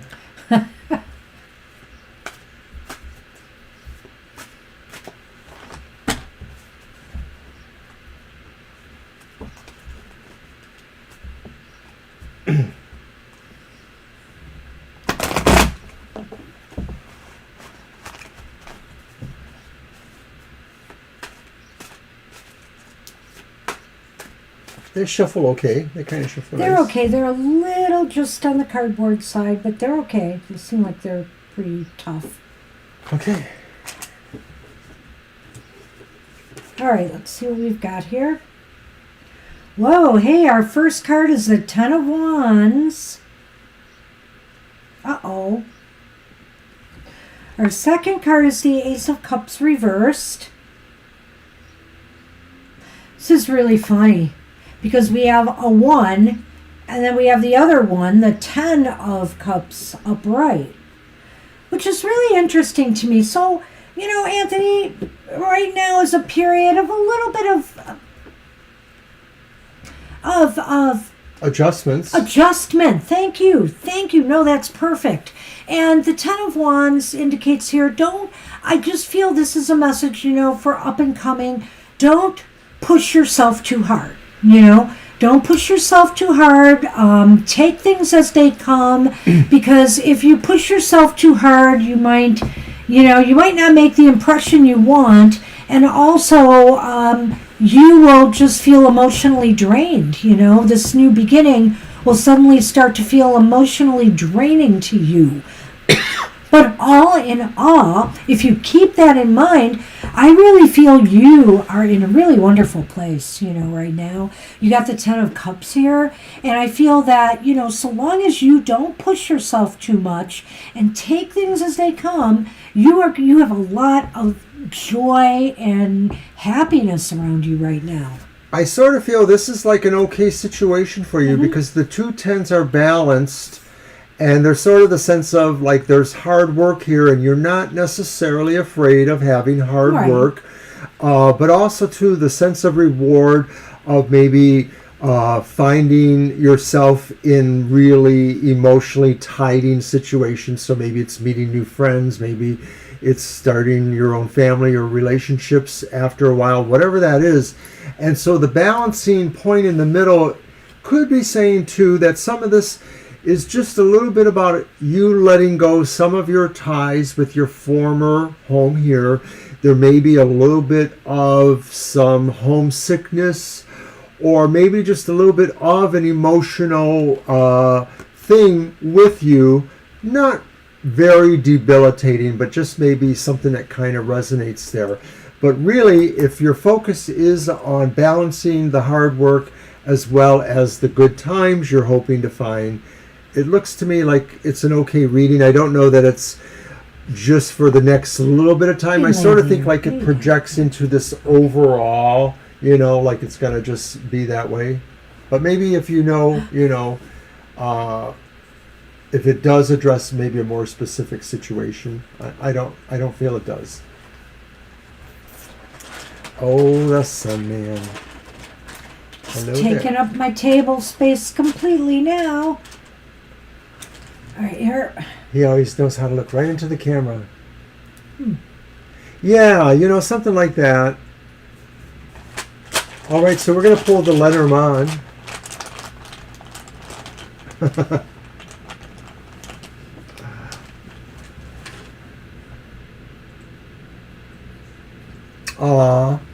Well, some days I feel more. Anchor. Anchors away. And the letter. So the letter was second, so it actually informs the anchor. So I'm wondering too, maybe if some communication is coming to you that will be favorable in the sense of maybe making you feel like you made the right decision to go there. It could maybe vaguely be talking about somebody who maybe will join you. Well, it could indicate, right, it could be invitations, but with the anchor there, I'm thinking there might be some documents you need to sign or some paperwork coming through to you. But also this could indicate that, almost what he said, that you get some indication, some word from somebody that leads you to believe, I am safe and secure here. Whether it's at your job or whether it's where you live, you're just going to feel a real sense of security and that you are safe and secure now. You made the right choice, basically, is kind of what I said, yeah. Yeah. So I have to agree with him on that. So that's what we have for you. Hey. I guess you have had the anchor before. The anchor is a car, it can be good, it can be bad, depending. Yeah. Sometimes it means somebody who's unmoving and unwilling to change, they're stuck in their ways. But in this case, it just seems as though you're going to get some communications about your security. Maybe your job is you just realize, people are really happy with you. You feel like it's going to go really well for you there. Or, you're just very happy and you think you found the place you want to live. Mm-hmm. So that's what we have for you. Hey, good luck with that. Thanks again. The place you want to set down your anchor. Yeah, that's actually a good way of saying it too, is that maybe too you realize this is where you want to be. At least for 10 years, I don't know. Well, and maybe that just indicates too you are a very stable, grounded person, Anthony. It's interesting. I can't explain sometimes why some cards or things keep coming up for people. It may just mean there is a message for you there that, you focus on some of these issues, like stability, security, a place to call your own, comfort zones, being recognized, etc. So good luck with that. Yeah, well, we hope that doesn't change as far as the snow goes. No snow. We don't expect that. Yeah. Well, the way things are going in Michigan here, we don't see much snow all the time either anymore, really, in our neck of the woods down in, lower, southeastern lower Michigan. I like the hat. It has nice orange tones. Well, somebody's talking about it, so I was trying to figure out if you wanted me to put her in a dress with the hat, like you said. Nah, that's not what you meant. I don't like that hat. Hi again. But anyway, he does. Okay, Kanha, we're getting closer, but we're not there yet. Sorry. We're on Libra cusp right now, and Libra wanted a general, correct? Right. Well, Kana said that they weren't having that's a right. You reading. did not want a reading. You're watching. You're I welcome, remember Anthony. that. All right. So... Yeah. Whether you just can't depend on anything in Michigan. That's right, Anthony. I believe it's your deck, Mr. Yes. O. We All right. grunged So on the last I'm one. going to go back to the Northern Shadows. Okay.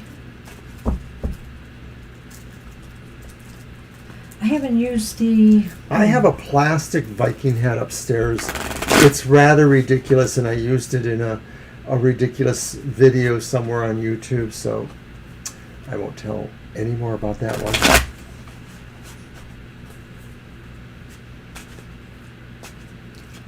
Mr. O. It's kind of hard because I'm not really a stone person, so I'll have to say that I probably haven't done as much with it as I should have.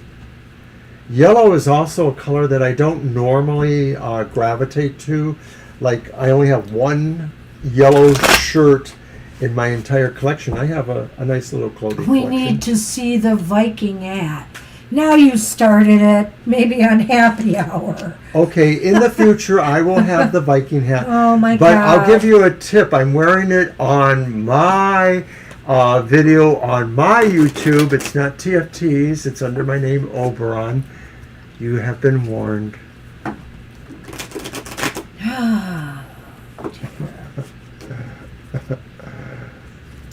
Anyway. Or I'll wear it again. Here. It looks like it's a Halloween costume of some sort. I don't know. Mr. O's fashion sense Shameless plug. is truly I should be ashamed of that video, actually. unique. What? I said Mr. O's fashion sense is truly unique. But I have no shame. That's pretty much it. Okay.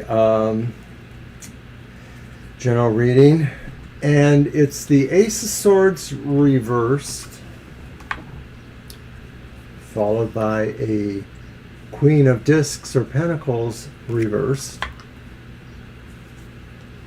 and then another court card, the reverse Page of Rods. So it's 3 different suits and 2 different court cards in there. So kind of interesting. Oh, wow, Libra. I don't know if it's picking up your, chaotic energies right now, having to get your child into the doctor to get some medical care. The Ace of Swords reversed just senses that, some things for you right now are either put on hold or going nowhere. You know what? We had the Ace of Swords the other day. And I sometimes look at the Ace of Swords as being where maybe right now is not a good time to make important decisions. And remember, Mercury is still retrograde, so anything you can put off, do, because I feel like maybe you're not very focused right now. Things are a little cloudy. Things just don't seem clear. You need more information, perhaps, to make an informed decision. And then, to top that off, we have the Queen of Discs reversed here. And the Queen of Discs reversed here is maybe, you're not thinking about things logically right now. You're not really applying some of the things that you have learned, to a particular situation that's up and coming. So this period just coming now which will be a lot during the shadow period of Mercury, maybe you just ought to lay low. I want to add one more thing. The Page of Rods indicates that maybe this is all relating to because I feel like if you go ahead and make a decision too soon and not thinking it out, it could have negative consequences. There could be setbacks or delays to the things you wanted to accomplish. Well, I'm feeling that maybe this is talking about things that are kind of mixing in with the retrograde. I realize it's reversing, but we're still going to have some shadow effects from that. So I'm wondering if this is about your health or maybe one of your children or somebody you have concern for. And I'm hoping it's nothing like surgery, because sometimes the Ace of Swords could be about surgery, or at the very broadest, maybe a medical intervention of some sort.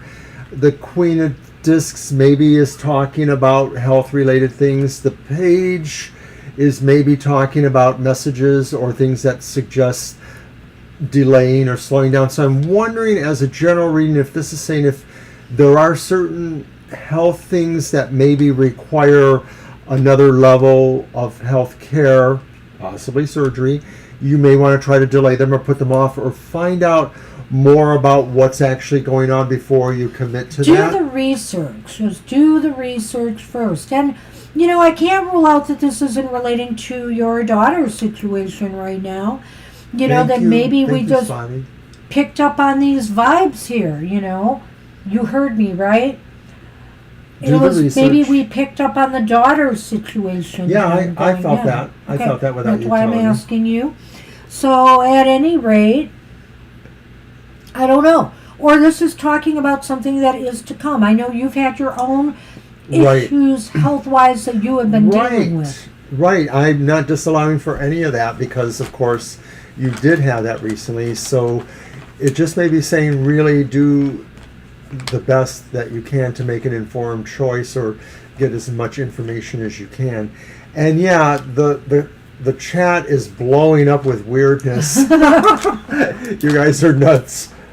I guess we bring it. You do. Okay, so we're going to do the Lenormand for Libra. And I draw first. Okay. All right. Got you. Oh.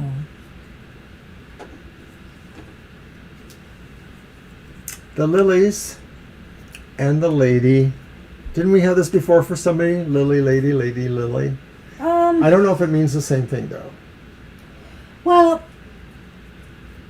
I tend to feel here that, this is just where you're going to have to put your big girl pants on and, act maturely and responsibly with the decisions you're making. In other words, don't rush through it. Don't take it frivolously. This is a time for you to show your maturity and the fact that, you can make informed decisions. So, if you're just not thinking clearly, if you just don't have all the facts, if you don't have it all together in your head, try to get there. Ask questions, seek out information, make an informed decision. Yeah, I think this reading definitely impacts with the other one. And that Lily Lenormand to me always talks about somebody maybe finding a way to grow or evolve themselves. And of course, that could just be educating themselves too, in a way. So I feel that this is really about, hi, Victoria. Better late than never is what we always say. That's right. But I think the Lady Lily here is suggesting that, yes, you need to really make a very informed, a very well-informed, educated, evolved decision on whatever is coming up, whether it's relating to surgery or your own health concerns or somebody about you. If it's just even relating to other important move, because the Ace of Swords could just be talking about you needing to make a move of some sort. Maybe it's a physical move, maybe it's a move to a job or another location, but either way, any of this, you have to really make the best informed decision that you can. And that's what we have for you, Libra. And I think a lot of that's because Mercury is retrograde right now, and that some of that effect is still going to be there a little bit. I have to tell you, with Mercury retrograde, everything just seems to be wonky as you know what for me. Things that I've expected to happen did not. All kinds of weirdness. Swati, you are a hoot. I would love to meet you. That's fun. Listen. I know I didn't answer your questions before about citrine and the amethyst. I pointed out some citrine to Mr. O. I don't know if he really went there, but I've been, I don't know why, I've been gravitating to my amethyst more lately anyway. And Mr. O bought me a nice amethyst bracelet recently. I did. Yeah. So I didn't wear it today. It doesn't quite match what I'm wearing, but I really do love it, and I wore that recently too, and I don't know. I just love the energy of amethyst sometimes. I'm in a purple mode right now. Anyway, all right. Violet, okay, nope. Swathy, you are actually up now. It is your turn, I believe. Yes. Will I ever meet them in person? On the astral plane? Well, once we get our website going, we may have...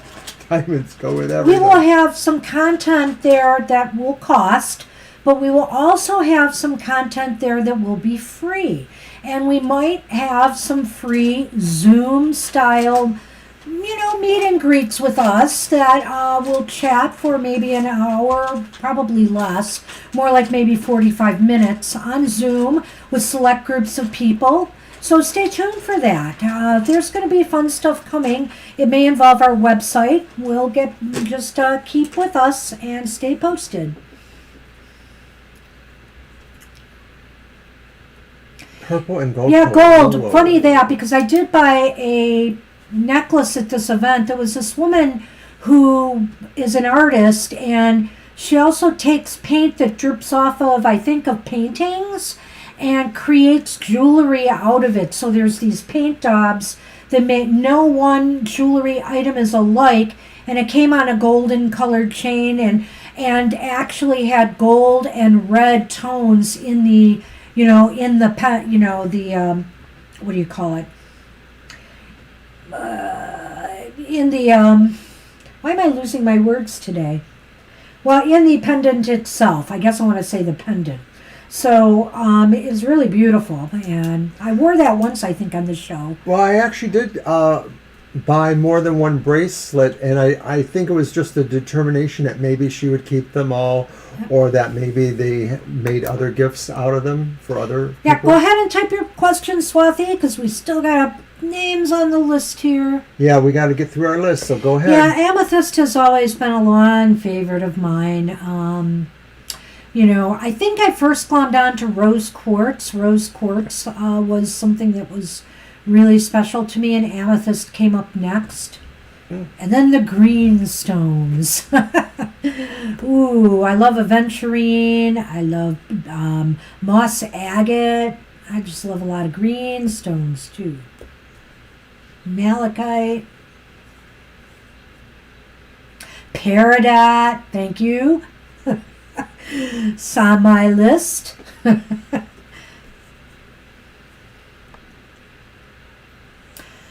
Oh, Victoria, I hope things are going well for you. I got a moss agate stone that I've carried around for years. I know it's here. I've been thinking about that one lately, too. I got a bracelet that had fire agate. Was that what it was? Oh, yeah. Fire agate, yeah. I like that. I don't know too many stones I don't like. Really? No. Oh, that sounds nice. Okay, after Swathy will be Apple and Eve. So, Swathy, are you with us? Are you doing a question? Because we will move on to Apple and Eve. I see hers is out there.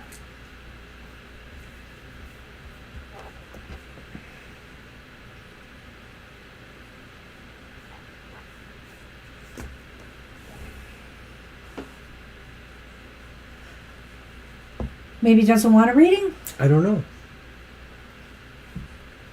I know we're a little behind with the feeds sometimes. Yeah, I so think that's Swathy's why... feed is a little behind ours. Yeah, so let's give it a moment. Do you have any announcements? Oh, I guess I could make another announcement or two. Don't forget to watch Material Matters next week. And... No, that's okay, Apple. Don't worry about it, Apple. And Happy Hours on next Saturday. And Goth Tarot's on next Wednesday. And I'm done with announcements. Well, all right. Let's move. As always, thanks to our moderator, Violet. Let's move on to Apple's question, and we'll get back to Swathy if they want a reading or not. We'll see. So is that your deck or mine? I'll keep Swathy open. Personal circumstances. Can we tell? I forget. Did you use yours last? I thought I used mine last. Okay. This one this time. All right.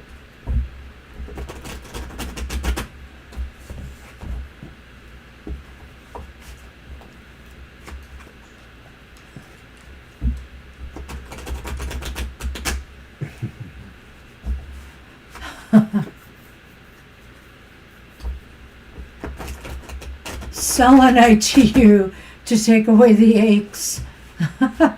Try a tuning fork.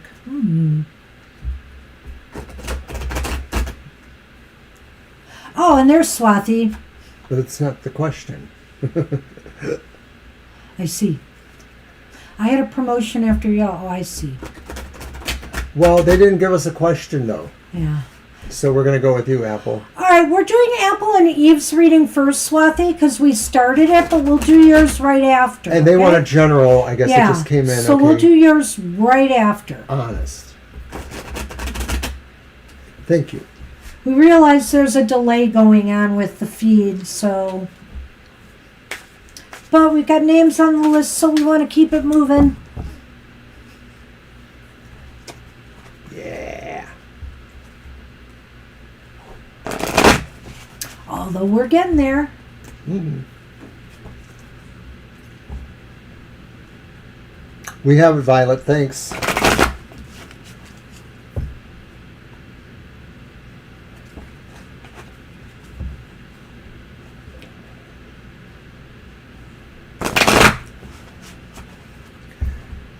So, personal circumstances. This one is for you, Apple.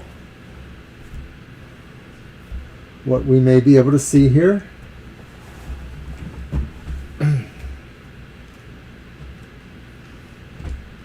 We have the Hermit reversed.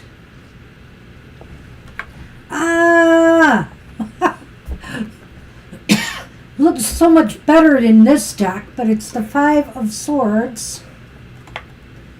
Upright. Gee, Apple, the Wheel of Fortune, upright. So, what's going on here, huh? I feel as though there's been some stuff going on. It hasn't all been pleasant. I feel that maybe you feel like there were setbacks or some betrayal of trust or something. That Five of Swords is just never good news, it's just never good news. And so maybe you've had to walk away from something with your integrity intact. It's like, you don't need this kind of, you don't need people around you who are going to bring chaos and, trouble, trauma in your life. And the Hermit to me indicates maybe coming back, maybe coming back to a different sort of worldview. I'm not sure how to explain that. It's like maybe the knowledge that you have gained from going through this is sinking in, and you are realizing now that, you're facing the world with a different view of things now and what you want to do and accomplish. And I think ultimately that's a good move for you because the Wheel of Fortune is here. And I feel the Wheel of Fortune is indicating that things are about to move in a more positive direction now. I feel this Hermit reverse talks about the need or the feeling you have about coming out of a comfort zone. And I was feeling that before you said you need to get out more. And I feel like that's a part of it is like there's just been a comfort zone issue for you in coming out, in being more seen or more revealed. Mm-hmm. And that's fine. That's you, There are things that I have that are comfort zone issues too. So having said that, I don't feel quite the sense of doominess that's possibly here in the Five of Swords. I feel this is saying that gently, carefully, one makes their way through what looks like opposing circumstances or circumstances that feel like there's a little bit of threat or intimidation there. Now, so you said personal circumstances, so maybe this is about people around you or ideas expressed around you that maybe they didn't feel good about you coming out in the open, or maybe this is really more about that, the idea that you sort of feel you're treading your way carefully. You don't want to necessarily upset other people, or you don't necessarily want other people. Maybe it's still about the self-consciousness. Maybe you don't necessarily want to be totally standing there unrevealed in a way, that coming out of the comfort zone. But I'm not so sure about that exactly, because I sort of feel there's this embracement of the future times, the sense of destiny that's here. So that's what I think it is. I think you're coming to terms, or your personal circumstances are saying you have to come out of your comfort zone, because there is somewhere you need to go that does have a certain level of intimidation for you, but it will change things. It will change things for the better. So I saw what you said there about getting out more, and of course that is the Hermit. Now it's time to take the knowledge you have and share it with the world, or come back out into the real world again and be a part of everyday life and activities. And as he was talking about what he said about treading gently, I was looking here at the imagery on this particular Five of Swords, and I do like what he said here, to tread carefully. It looks like treading carefully, and it's interesting because it looks like there's a city here in the background and all these buildings, and of course they're knocking down the trees, the deer's habitat. So sometimes maybe we feel caught, like we're a deer in the headlights, that people are noticing us, or maybe it's not a good thing. So it's tread carefully, but I really think that this is good for you. This is turning the wheel. This is turning things in a more positive direction for you. You apparently are ready for this experience at this time. And it may not be easy, but it will change things for the better for you. That makes sense. Okay, so let him on. Yep. I love what you're saying, Swati. We really do need to talk to you more about that, I think. Maybe you should email us. What are you talking about? A couple things that Swati's talking about. Oh, okay. I see it there. Oh, I see. Okay. Don't worry. Yeah, I see. All right. Yeah, we got your question. We did see it. So there's the panda, the bear, followed by the tree. This is all about, finding your center, feeling your power, and growth, That's really what it's about. And also, maybe this is also saying that, regardless of some of the craziness we see in the world today, this is something that you need to do. This is something that will be healthy for you to do this as well, believe it or not. You need to be coming out of your comfort zone, treading carefully towards the changes or what you want to change, is growthful and only will empower you. So the bear and the tree together, this is a very positive. They support this. This will make this will make you stronger as an individual, as a person, as a human being. So that's what we have for you. Good luck with that. Good luck. It's awesome. I am reading the text, but it's hard to keep up, Swati, with, reading here. We love to chat with people, but we sometimes have to focus here. Bears like trees. But, that's right. You can always DM us on Facebook or email us at tfttarotfortoday.com. We'll try to keep a line of communication open. All right. Overall guidance on love, career, and finances in the future. So, love, career, finances. Sounds good. The two. You know. I'm going to use, the Golden Dawn Tarot. I could use the Tarot of the Ages. Whatever one you want. I know. Hey, you're very welcome. Good. Glad to hear it. So.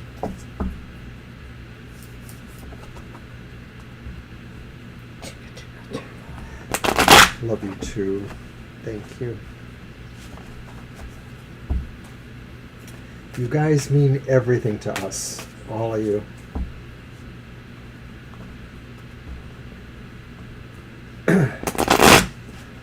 Okay, Swathi, this is for you. Whoops. Hey, Violet Ann. We will get you in. I know we're running a little Late. into overtime here. So also, Violet Lotus, if you have to skip out, don't forget you can always do that. All right. So, let's see. One.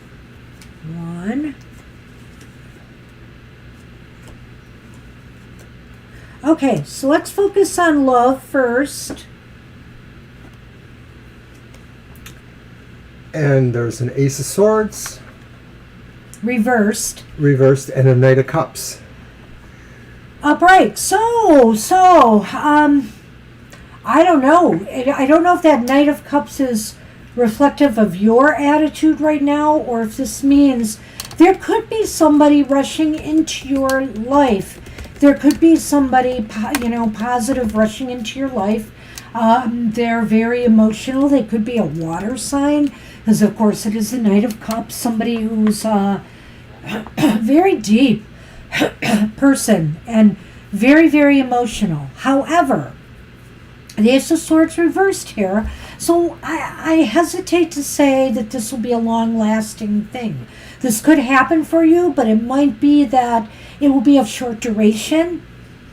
Right. I feel that maybe there is a love coming to you, something romantic on the horizon, but the Ace of Swords may be indicating that there's something blundering there, so maybe it will be somebody who has more aggressive energies or more awkward energies than you can appreciate. It may just be a short-term relationship. It may also be the kind of situation where maybe you just find that even if those qualities don't apply, that maybe you feel there isn't a plan or a road for you together, that it wouldn't be a long-term relationship. Okay, so career, we have the Ten of Cups reversed. My goodness. And we have the Queen of Cups upright. This is so wild. So, I feel as though maybe right now you might be having a hard time finding fulfillment in a career, or maybe a comfortability.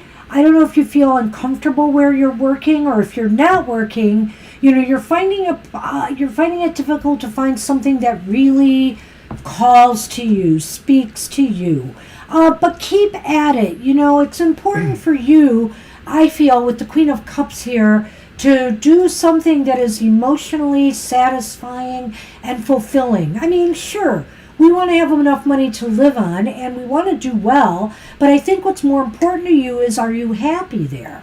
Do you feel fulfilled there? I feel you know this about yourself, Swathi. I think you know this, that you are a person who vibrates to higher qualities even in a work setting, and you want what is harmonious for yourself and loving and comfortable. So you do have some specific ideas about either the kind of careers or what you are willing to take. And having said that, it does seem like nothing is immediately looking like it satisfies you emotionally. There may be some things there that you might like, but they won't feel like it's really more of that total package that you want. So you may not feel necessarily satisfied. It's hard to say if this would actually last very long either. You might move on to something else too.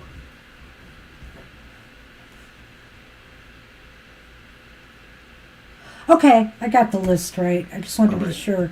And finance? Okay, finance, we have death, and we have the Six of Coins reversed. Now, death really talks mostly about big changes, something abrupt and changing, and it's not necessarily a human physical death. It's not necessarily the death of anything, any concept or any job or things like that, but it is talking about change, and it's usually big change The Six of Coins reversed maybe is talking about financial outcomes that are not desirable. It may find that maybe there is money having to go for something, and so putting those together, it may say that there is some change or something abrupt that happens that you did not expect, and that may cost money or may mean you will have to spend some money. This could be relocations, or this could be unexpected gifts, or unexpected other expenses. So maybe if it was about a death, maybe it's nobody that is very important to you, but maybe financially you need to be able to provide something there. So the Six of Coins and death. I feel this is just saying financially, you know, you need to make some changes in order to bring in more money to yourself. There's something wrong with cash flow here. So there needs to be changes, whether it's how you're managing your resources, or whether, you know, you're at a job that is not paying you enough. Something needs to be adjusted here in order for you to have better financial conditions. And death is saying change is necessary, and change will be good. All right, we're going to do one Lenormand and just see if it's got a particular message for one of these three categories. Okay. All right. Oh. And I pull one too. Yeah. Okay. Well, I don't know. It could be anywhere. I would say don't get involved in any kind of gossip or maliciousness, whether it's on the job or with family or friends. Try to keep things on the up and up. It looks as though there is some really, there may be a lot of chatter up and coming, whether it's on the workplace or somewhere in your personal life. You know, there's people that are gossiping, and you just don't want to be a part of that, I think. Yeah, I can't say totally where this appears either. It could be just a general message. It could be a general, but it could be saying too that in any of these situations, you have to really think about what people say, especially if you don't know them very well and don't necessarily trust them. There is chatter that maybe is talking about gossipy things, maybe people who have feelings of their own that are not really something that should be spread around. And that's what we have for you. Good luck with that. All right, thank you, Swati. All right. So I believe it's Victoria. Okay. Yeah, no, it's Angel Mary is next, I believe, and then it's Victoria after that. But Divine came back, so I don't know if that's going to change things, but Angel Mary is up. Let's do that. What's to block them meeting their spouse? Okay. One after this one, Victoria. You're the reading after this one. We're a little late today because we had the contest for our TFT doll, and our moderator, Violet Lotus, won. Yay! Congratulations again. And I think you deserve it today.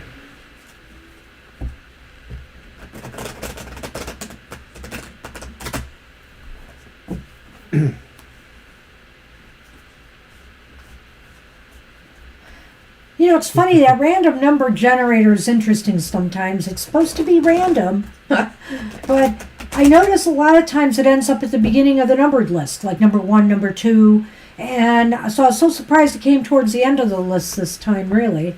Shuffle. You'll have to rewind, Swati. We've already done your reading.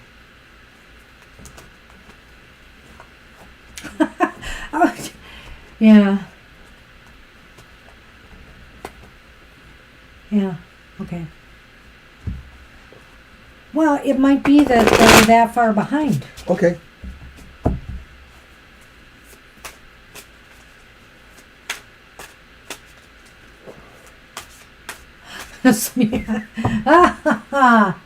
Yeah, I don't know anymore. I don't think I ever did. Maybe I had better ideas than I do today. All right. Angel Mary, your first card is the Magician.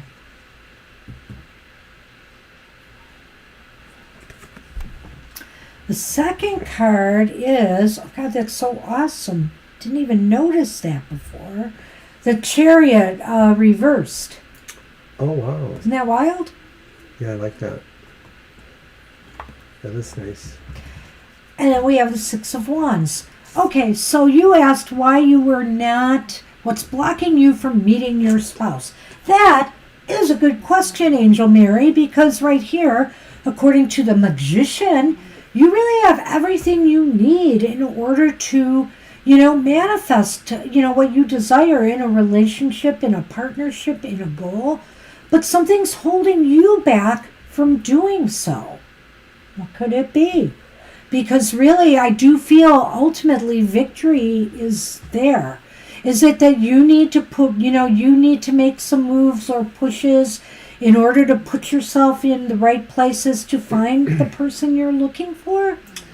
I don't know why, but something that compels me to say that the Chariot reversed in this kind of a question is maybe talking about the inability to bring possible opposite types together or to marshal that. And so I'm wondering if this is saying that maybe in some ways what has blocked you is that you felt the person needed to be more complementing qualities rather than corollary qualities, that maybe you thought somebody needed to be not like you and opposite to you, stronger where you're not, or weaker where you're stronger, whatever that might be.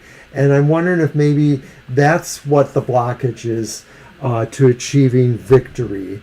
I like that. Yeah, I do. the idea that, and this could also be taken generally to say that even the whole idea about having a preconception about whether or not you want an opposite or whether you want somebody who's more corollary maybe is not even the right question too, or blocks you from the answer.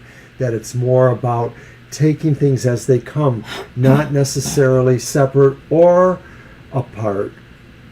Well, separate is apart, isn't it? Okay. Well, I like that too. So, what's blocking you from manifesting, and, this is a real interesting Chariot card here, because it really does focus on love in a way that I usually don't see with the Chariot card. This is a couple and they're manifesting something new. They're manifesting a child. So I see what Mr. O says about taking these direct opposites to make something new. And so the thing is, I wonder too if it isn't, I don't want to use this term, but I'm going to use it, maybe the standards that you're saying or your expectations on what kind of person you want to attract might be the issue here. You might be holding your own self back because according to this, you're very capable of manifesting what you desire. And the Six of Wands is like a card of victory. So let's pull a Lenormand and see if it can give any more nuance to this, Mr. O.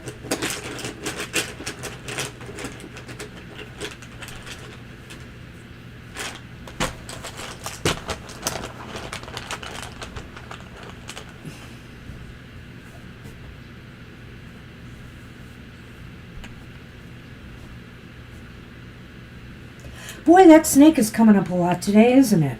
And, the snake comes up with the mice, too, which I always I didn't see it with the mice today. But yeah, I know, but it does show up that way sometimes. Mm-hmm. So, well, in order to combat some of the little irritations you have, you may have to face these things directly in a way. You may have to really realize that there is more there. There is maybe more that's dramatic. The snake may be saying that maybe there is something more deceptive about things that you find irritate you with this or seem to be the blockage. So maybe it is really, something you should talk to somebody, a dating counselor or a relationship counselor. Yeah, yes, the list is closed. That's fine, Violet. I think we'll be done after what we've got. So basically, I look at these two together, Angel Mary, and I feel that maybe you're stressing, you're stressing you know, are you worried? Are you holding yourself back because you worry about, finding somebody who will be disloyal or untrue to you, unfaithful, etc.? Are you worried too much about giving your heart to somebody who would be, bad for you? Because that's a possibility here with this combination. But also, I would say that maybe, you are doubting yourself when you shouldn't be. You're deceiving yourself in thinking you can't make this happen. You can make this happen, but you really maybe have to take a different approach, and you have to maybe ease up on being hard on yourself because it's not happening as quickly as you would like. That's the best I can think of here with that combination. It is a challenging one. So, but good luck with that. These cards show you, Angel Mary, that it is really possible. It is conceivable that you can make this happen. All right, that's what we have for you. Thank you. And we are moving on to Victoria. I believe it's Victoria, right? Yep, Victoria. What do you got for us today? You're welcome, Angel Mary.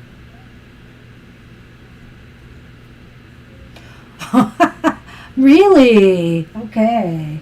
Well, what does she need to know right now, and does it look like there's a move there? Let's see what we get in the 3, and if that move doesn't come up, we can do a quick yes/no. Swati, I don't feel there's anything really telling us exactly where you're going to go job-wise in that reading. Well,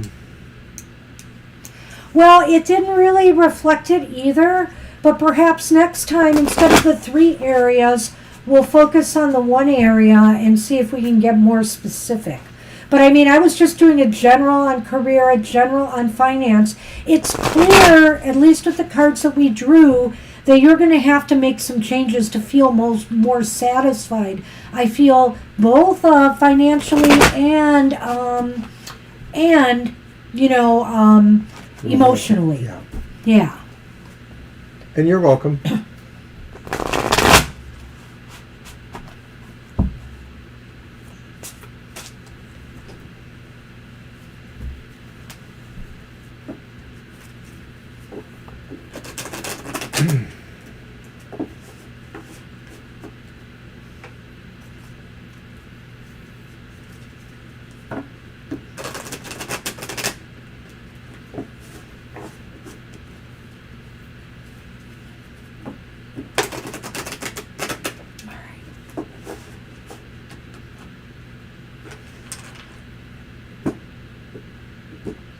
Oops. There you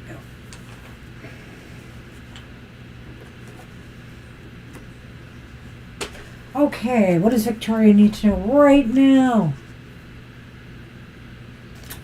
So there's the 6 of Swords reversed. Well, that doesn't sound like a move. There's Death reversed. That doesn't sound like a move either. There's the 2 of Swords reversed. But that sounds like a move. Well, Okay, Victoria, put us to work here.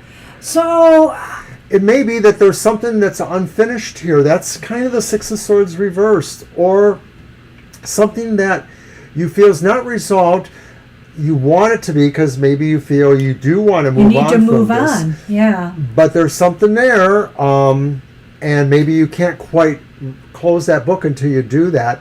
Maybe it is addressing an issue of something else that is stagnating. So maybe this is really about something you sort of thought you were letting go, or something you don't have an interest in trying to resolve, but something is saying you have to do it maybe. And maybe there is more information coming. Maybe you didn't feel you knew what you needed, or you didn't feel secure about it.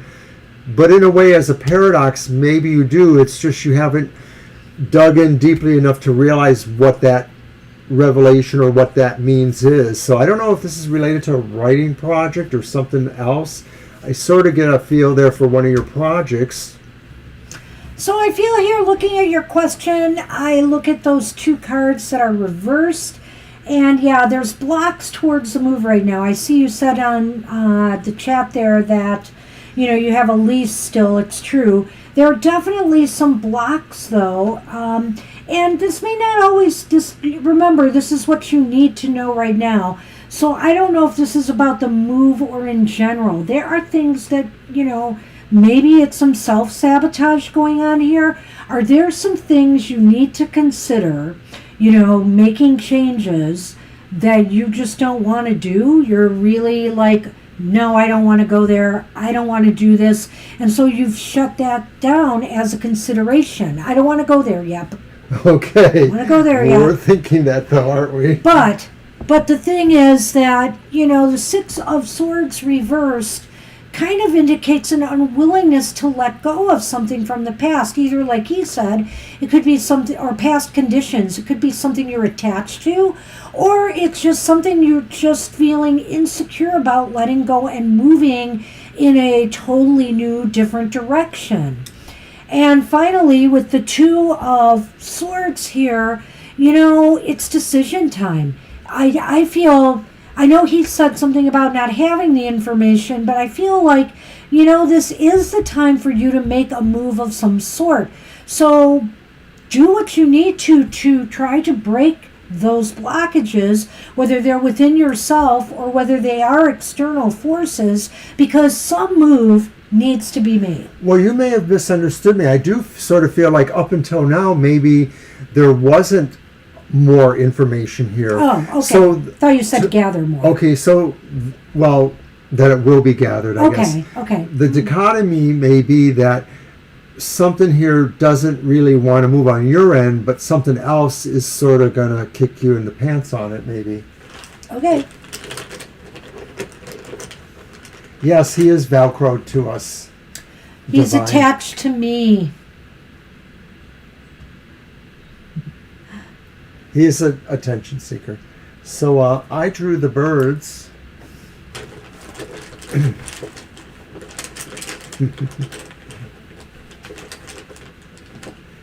I think it's that whole male cat kind of thing, Divine. They're a little bit more needier sometimes than the females. Tree and birds. Well, the bird's got to be in the tree, right? Well, talk to people. Hey, talk to people. I think that they can help you grow your vision, your dreams. They can help you set down roots where you want to go. I think you need to communicate your intent here, or find people to advise you or help you move you, forward on this, whether it's the move or something else. I look at that Two of Swords, and I think a move is definitely possible here, in some area of your life, if it's not this move. But, you have to remove some of the blocks that are holding you in place. And there is growth for you.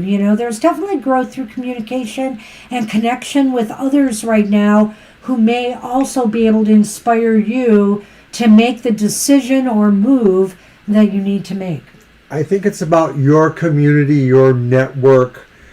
So maybe, you'll just have to kick it around, maybe go to another layer that you haven't been to lately.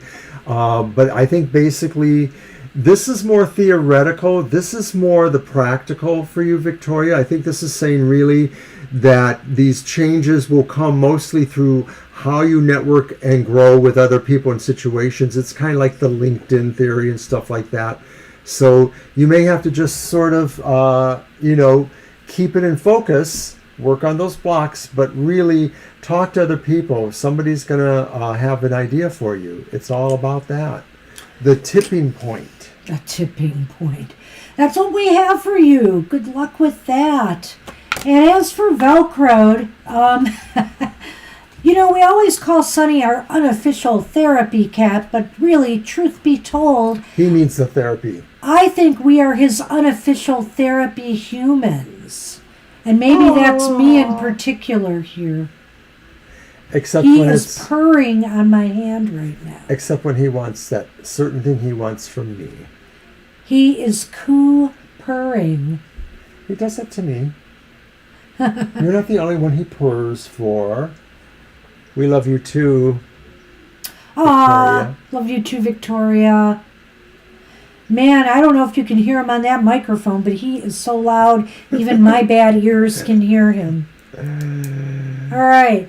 So are we on Violet Ann? Is that right? I believe we are on Violet Ann. Oh, excuse me. Good night, Swathi. Take care, Swathi. We'll see you soon.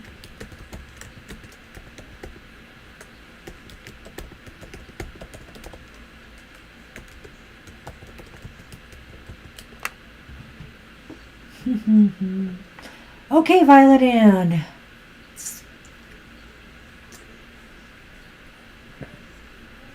Enough money working for myself doing freelance. Okay. All right, you're welcome. It's your deck. I just think he figures out he's got a captive audience here.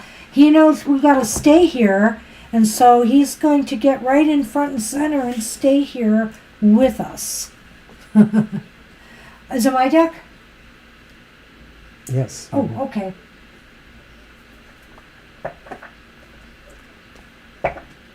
What did I use last time? I do not remember. I'll use this one. All right.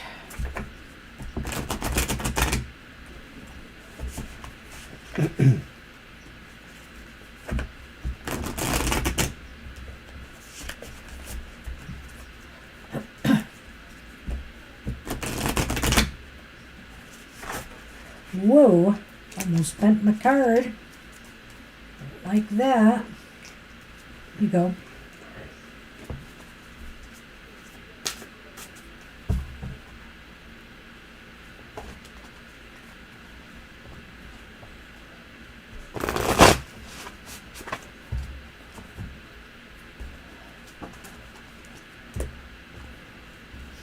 Yep, sorry we took so long in the beginning with our contest, but that's And our okay. technical problem. Yeah, and then we had the microphone problem again, which got to get to the bottom of that. We can't have that happen every so many shows. It wasn't really a problem so much as me not knowing how to punt. Well, So this one was really more on me once I realized, like, oh, I had to do that. it's the Knight of Wands, Violet Ann. Huh. Uh-oh. But sadly, it's the Five of Swords. Five of Swords is reversed. And Judgment is reversed. So we may want to do a yes or no on this. I almost feel like it's saying here in retrospect, it's a good idea. You know, the Knight of Wands is here wanting you to just move forward, take this through. But there may be some unforeseen pitfalls along the way, you know. It may be that there are some unscrupulous or difficult people, you know, that you may have to deal with. And are you up for the challenge of that? You know, it may challenge and test you, you know, as a ethical person, you know, how to deal with challenging people. And Judgment reversed is saying, well, you know, be sure that what you are doing, you're ready to take on the tasks, because if not, you know, it could come back to haunt you in some way, I guess is what I want to say. Well, I do feel that the Knight of Wands shows a very good part of yourself being able to do this, the ability to move forth and to bring others to your point of view, the magnetism, the charisma. You know, you would be a good working partner, a good asset for places. But it does feel like there's either some over competitiveness to this idea that maybe it's just the idea of working freelance in general is kind of laden with some sense of, you know, publish or perish, you know, that kind of thing too. So dog eat dog stuff. When it's good, it's good. When it's bad, it's bad. And so this could be indicating overall that it's a decision on your part that would definitely have some ramifications that are not necessarily what you're looking for. There's no even keel here. It could be saying more likely there would be a lot of work and we're not sure exactly what the levels of success could be. So, I want to see if you could make enough money I'm not sure if this is answering the question or if it's actually just showing you some of what you would be up against. It's possible that whatever you're doing, it might be so competitive that you may not make enough money. In hindsight, judgment might be there saying, well, maybe this was a bad idea. But I want to test that and see, because clearly, I think with the Knight of Wands here, the Knight of Wands just wants you to rush in and do it. But I would suggest to you that maybe you need to give it a little bit more thought and planning instead of rushing in. Well, the Knight of Wands isn't like the Knight of Swords. I sort of feel there's a soundness to the Knight of Wands, but that still doesn't mean that, of course, when foot hits metal, or however you want to call that there's some resistance. That card talks about your abilities and your drive and your charisma and magnetism. And YouTube is very competitive, we know that, and you do too, I'm sure. I wasn't sure if you were asking about any particular career path in general, so.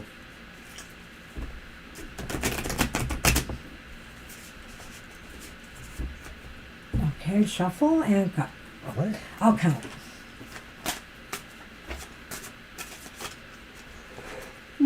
Excuse me. All right, finally we're hitting bottom. We have Divine You, Mama T, and then Violet Lotus. Earlier today, Violet, and I don't believe you were here, we announced that something we're going to probably try to do as an experiment in the next couple of weeks is do something in the wee hours that we will call TFT at the witching hour, where we will broadcast like maybe around 3 o'clock our time. So that would be like maybe 3 a.m. 3 a.m. Right. So that might be 10 o'clock your time in the morning. I don't know. So we're thinking about doing something like that.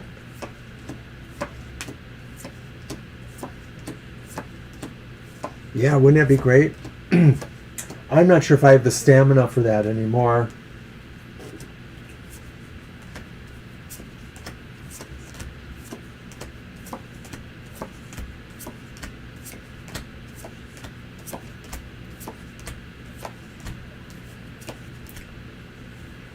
Oh my. Well, that's not bad.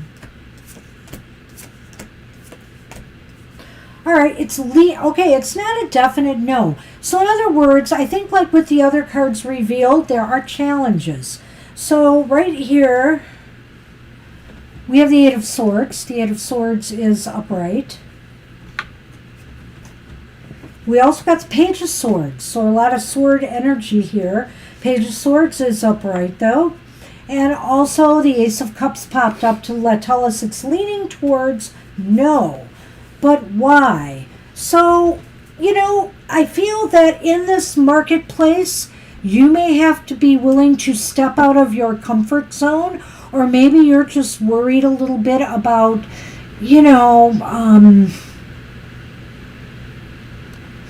if you really are up for this challenge. There's self-doubts a little bit here. And the Page of Swords is indicating, though, this is a time to really intellectualize this. Put a strategy in place. Think strategically about this and how you feel it could work. If you want to make this work, you're going to have to think strategically. And also, you may have to just remember to you can't be afraid to step out of your comfort zone a little bit too, I feel here. Right. I sort of feel like the Eight of Swords is saying that it would be mostly in terms of, what you've given us here, what your desires are, an uphill battle, or if not that, just the idea that to some degree you would sort of be contained in certain respect. That's what that Eight of Swords looks like. There's a lot of initiative on your part and the ability to really be attractive for this kind of work. Yes. But it overall seems to be more constraining towards you. It's interesting, too, that I see this here now that I'm thinking about it, because, of course, the Page of Swords is about communication, too, with others. And, with the Eight of Swords there and the Page of Swords, you can't hold back. You're going to have to really promote yourself. You're going to have to really shine out there, in order to succeed. So remember that as well as an aspect of this. I've got my Lenormand. And we're sorry, Buddy Blue, but we're actually over a half an hour into overtime, so we did close the list. I'm sorry. Yeah. Hope we can see you again Thursday, maybe. Yeah, absolutely. Join us Thursday if you can. All right, so the ring and the lilies. All right, so you know what? If you're willing to do this, Violet, you just got to commit for the long haul. Yeah. And I mean, what it might be saying to me is that the financial rewards may not be immediate, but if you commit to the long haul, it may grow into something more successful. Right. The idea of the lilies is about growth and change and evolvement. So you have to be committed to the process. And of course, it's like everything else. You know, I'm not trying to be a downer, but you know, sometimes there's no such thing as an overnight sensation. But you probably know that. Well, there are, but still.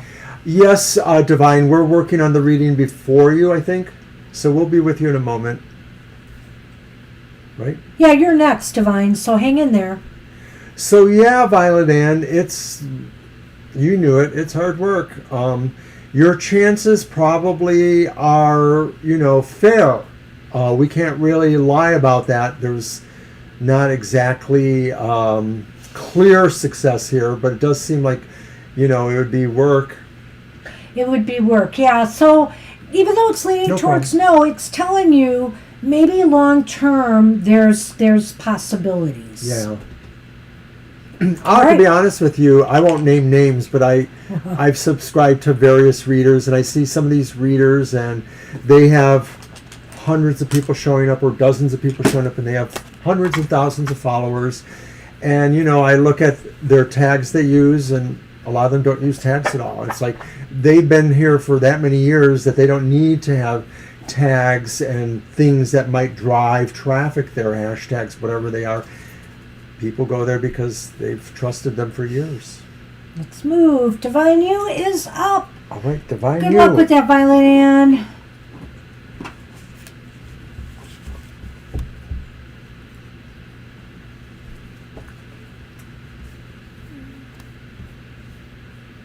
Well, thanks everybody for sticking with us this long. Whoever's here, appreciate it. We are definitely into some serious overtime now. I'm looking for Divine's question. Do you know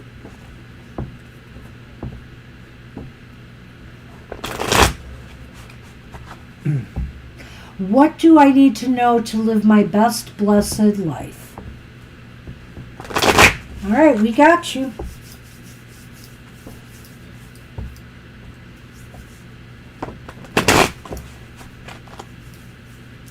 Wow, okay, so I think we started because of the contest at 1:30, so and the delay, and so we made up that half hour right now, and so now we're really going into like overtime.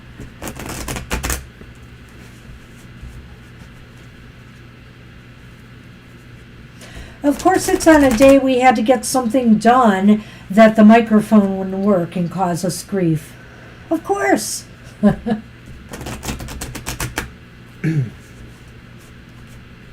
One more. All right.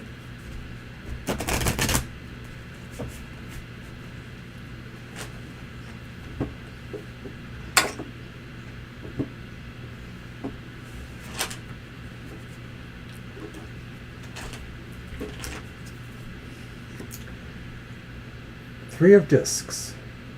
Okay. The Fool.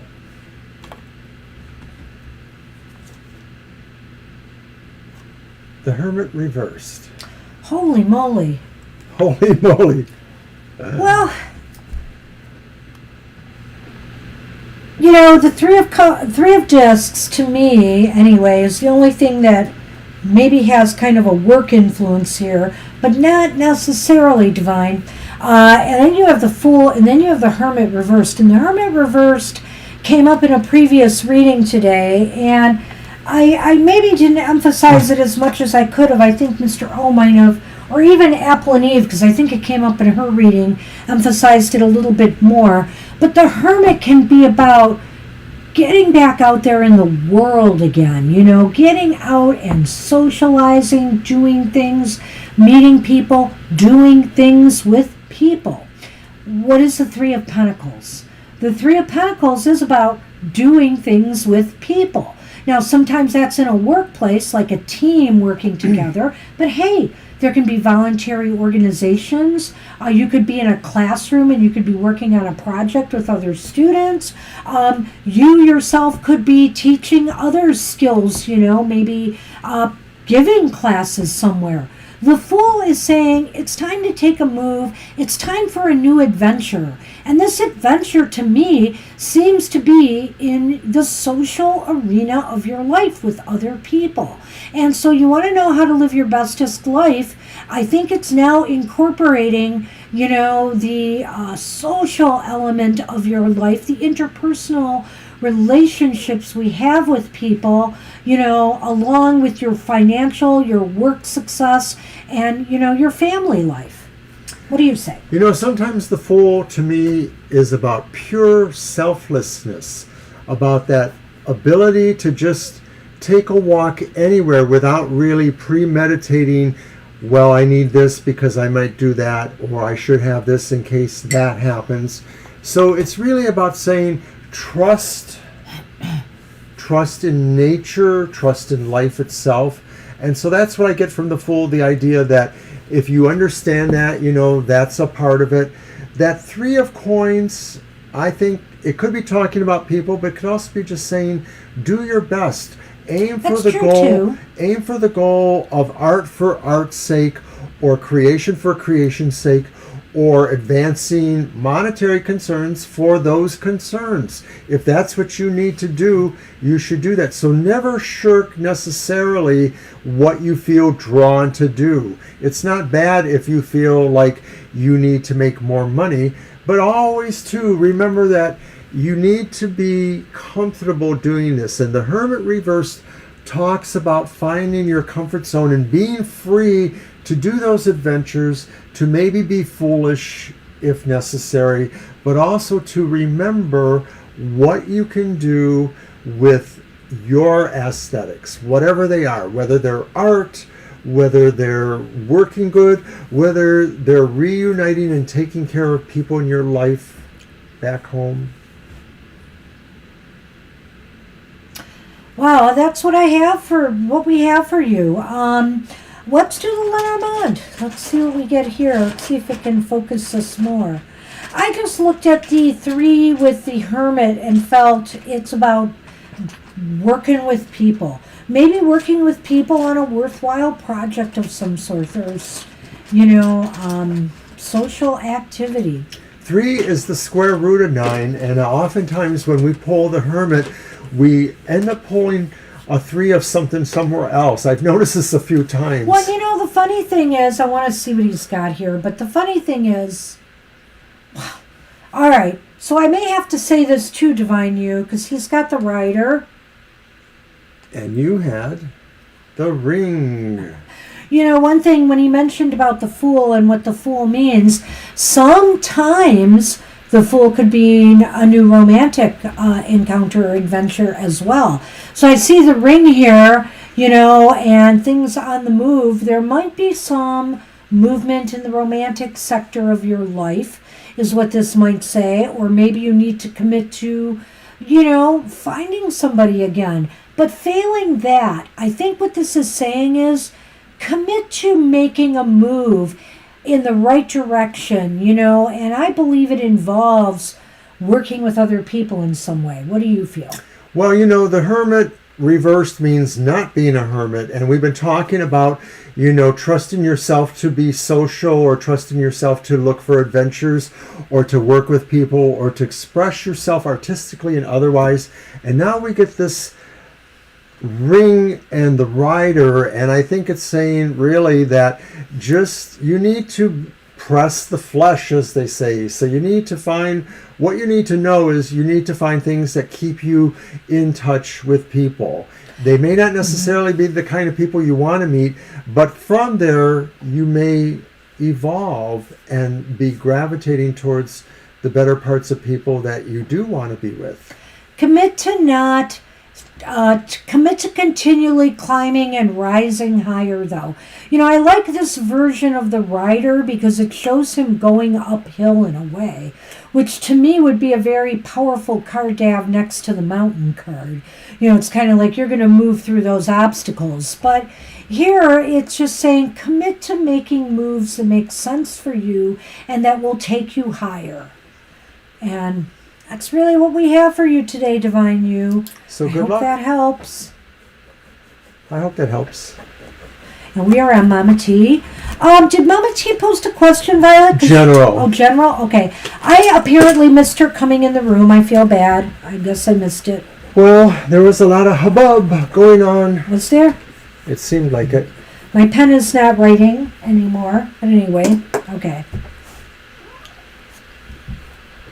All right, is it my deck? Yeah. Oh. And, buddy, I don't know if you're hanging out with us, but thanks for coming and saying hi. Kenha also said hi. And we had a nice afternoon here, folks, so thank you, everybody. Well, I guess I'm going to go to the grunge deck. Mama T gets the grunge deck. Let's see what we got. Give this another spin. Our Sunman is totally sacked out over there. Suddenly my eye is bothering me, I think. Yeah, it was kind of positive in a way for you. I hope you liked it. Yep. You're welcome.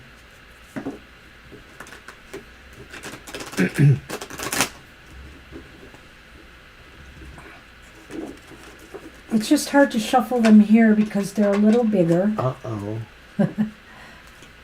Okay, Mr. O is going to have more candy.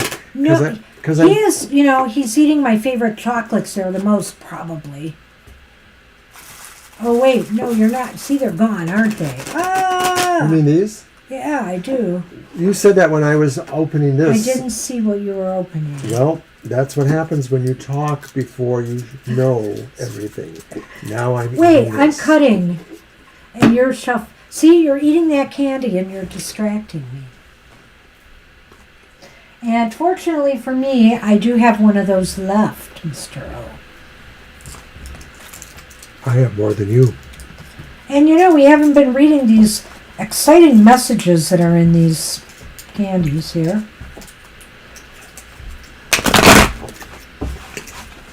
Because people will say, could you just read a Dove Bar message for me? This one says, don't stop until you're proud.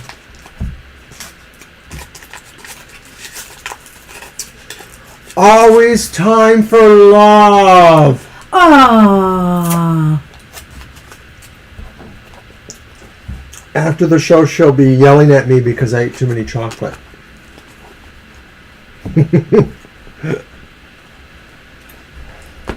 That's okay. It's probably better that you eat them than me. Well, it could be.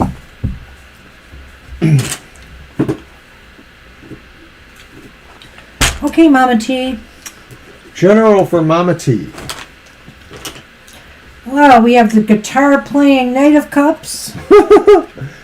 That's grody, man. We have the Eight of Cups reversed. And we have the Queen of Wands upright. Mama T, I'm thinking I see something here, and I'm just going to throw it at ya.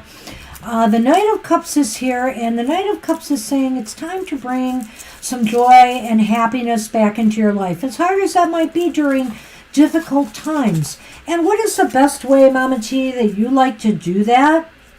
By doing what you love to do, by creating and doing your pendants, like the wonderful one I'm wearing here, by doing what you love. And so this is saying to return to that. I feel sometimes that heart has negative connotations, but I really feel here this is saying return to something you love and has been working for you, making you feel good about things, because I feel you will just glow from it. I mean, it makes you feel better, and not only that, it puts you in a better light as well. Other people look at your work and think, wow, great stuff.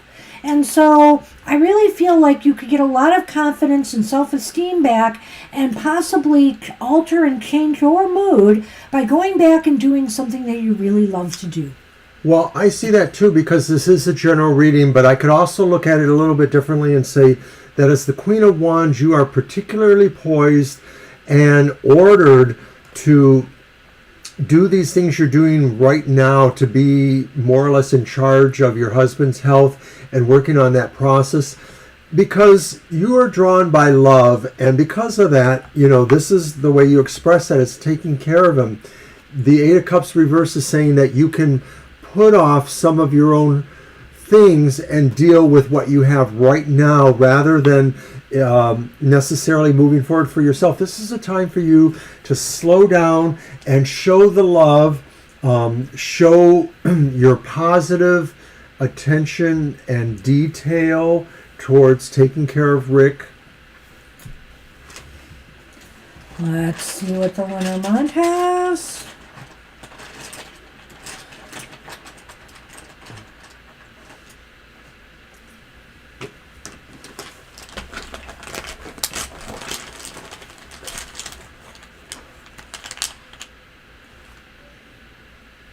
I have drawn the garden. And you have drawn the clover. Oh. Wow, so I feel like right now there is luck in The community. In the community surrounding you right now, luck and support maybe. Something may come to you by surprise. Maybe somebody's going to be able to offer help or assistance, or maybe, provide you with some much needed relief. You're just going to feel like it's very karmic in a way, or synchronistic in the way it happens. It might even come out of the blue. Maybe, for example, you call some agency or some doctor, if it is about Rick, if it's about your husband, for example, and you don't expect anything to come of it, but something actually positive does. It's kind of like being at the right place at the right time. This could also be about social media. This could be about the fact that, maybe this is the right time. It's saying the time is right for you to get back out there and get your products out there. It goes more likely with what Banshee was saying about that kind of stuff, because I think this is saying really that somehow you're going to have luck by pushing yourself back out there again. A lot of people take their personal pain and push their art through it. And maybe you're going to find you can do that too, just by, thinking about this in another way, that you can focus your energy on where you can't be, being the healer for Rick and Total, into your art. So think about that, because I think there's a lot of support there, and I think this is saying there really is some fate or destiny or luck that's going to arrive of this. That's what we have for you, Mama T. Good luck with that. All right, thank you. All right. And that means Violet is our chopped champion. Our chopped champion. He doesn't even like the show. It's my show. Enough. All right. Yes, congratulations, Violet. I know everybody else wanted it too. We're happy you got it. We wish we could have given one to everyone, but... All right. So, Violet has a question there.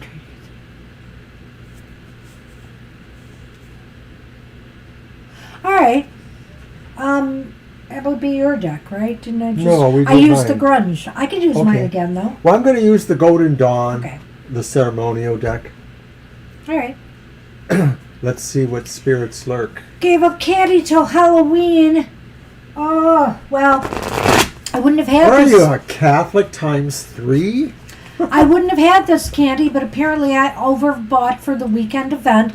I thought there'd be more people. I even went around with the bowl to some of the other vendors and offered them candy. Nobody wanted candy. And there were some people Hardly no candy, and I understand that. I guess it's an old library habit of mine.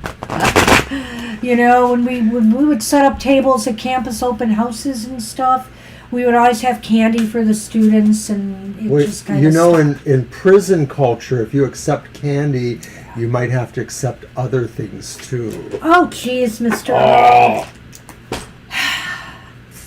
It's true. Maybe we were walking around a lot of former prisoners there. I don't know. Anyway, moving on. Moving on. From Mr. O Sordid Humor.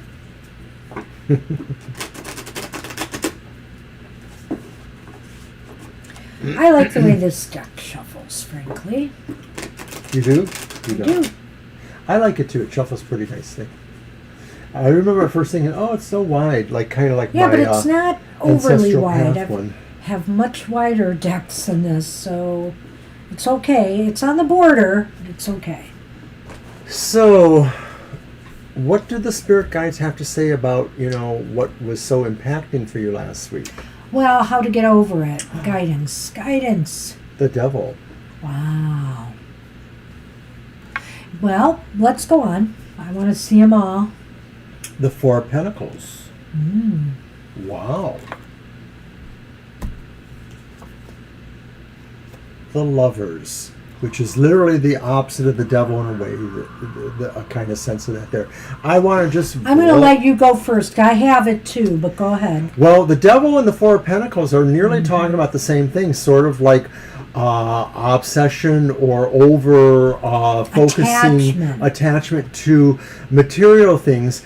Now, the Four of Pentacles could be saying it's more about money, security through money, that kind of thing. And yeah, if the economy topples, a lot of us are going to feel very insecure, not just because we can't eat, but because so many other things are disrupted. But the devil may be talking about it maybe in a more spiritual sense, or not exactly the same as monetary things. It may be talking about a lot of other things. They say that like in Russia, people are heavily alcoholic because they're so oppressed and depressed by their form of government and community that alcohol is literally the way to forget. And so this could be saying that, you don't want to feel so mired into a depressive attitude that you just start feeling there's no value, that you're enslaved to a process that has no reward for you, because love prevails, and you have to make the hard choices. You can't necessarily choose the easy way, and your guides may be saying something will look easier in this mishmash. Really look at it and think about it. What's that smirk for? Nothing. You've been nothing. You've been right on target in a lot of ways. I'm not sure I can agree with you at all about the materiality aspect, but you kind of downplayed it. My feeling is I look at the Lover's card and I think of who you are, Violet Lotus. You have an integrity about you. You want, you are very much into harmony and peace and love. And that is very reflected in that card. So this has hit you hard, and you can't help but be attached to this kind of situation, these people in pain. We empathic types would all love to wrap our arms around these people and, be there for them right now.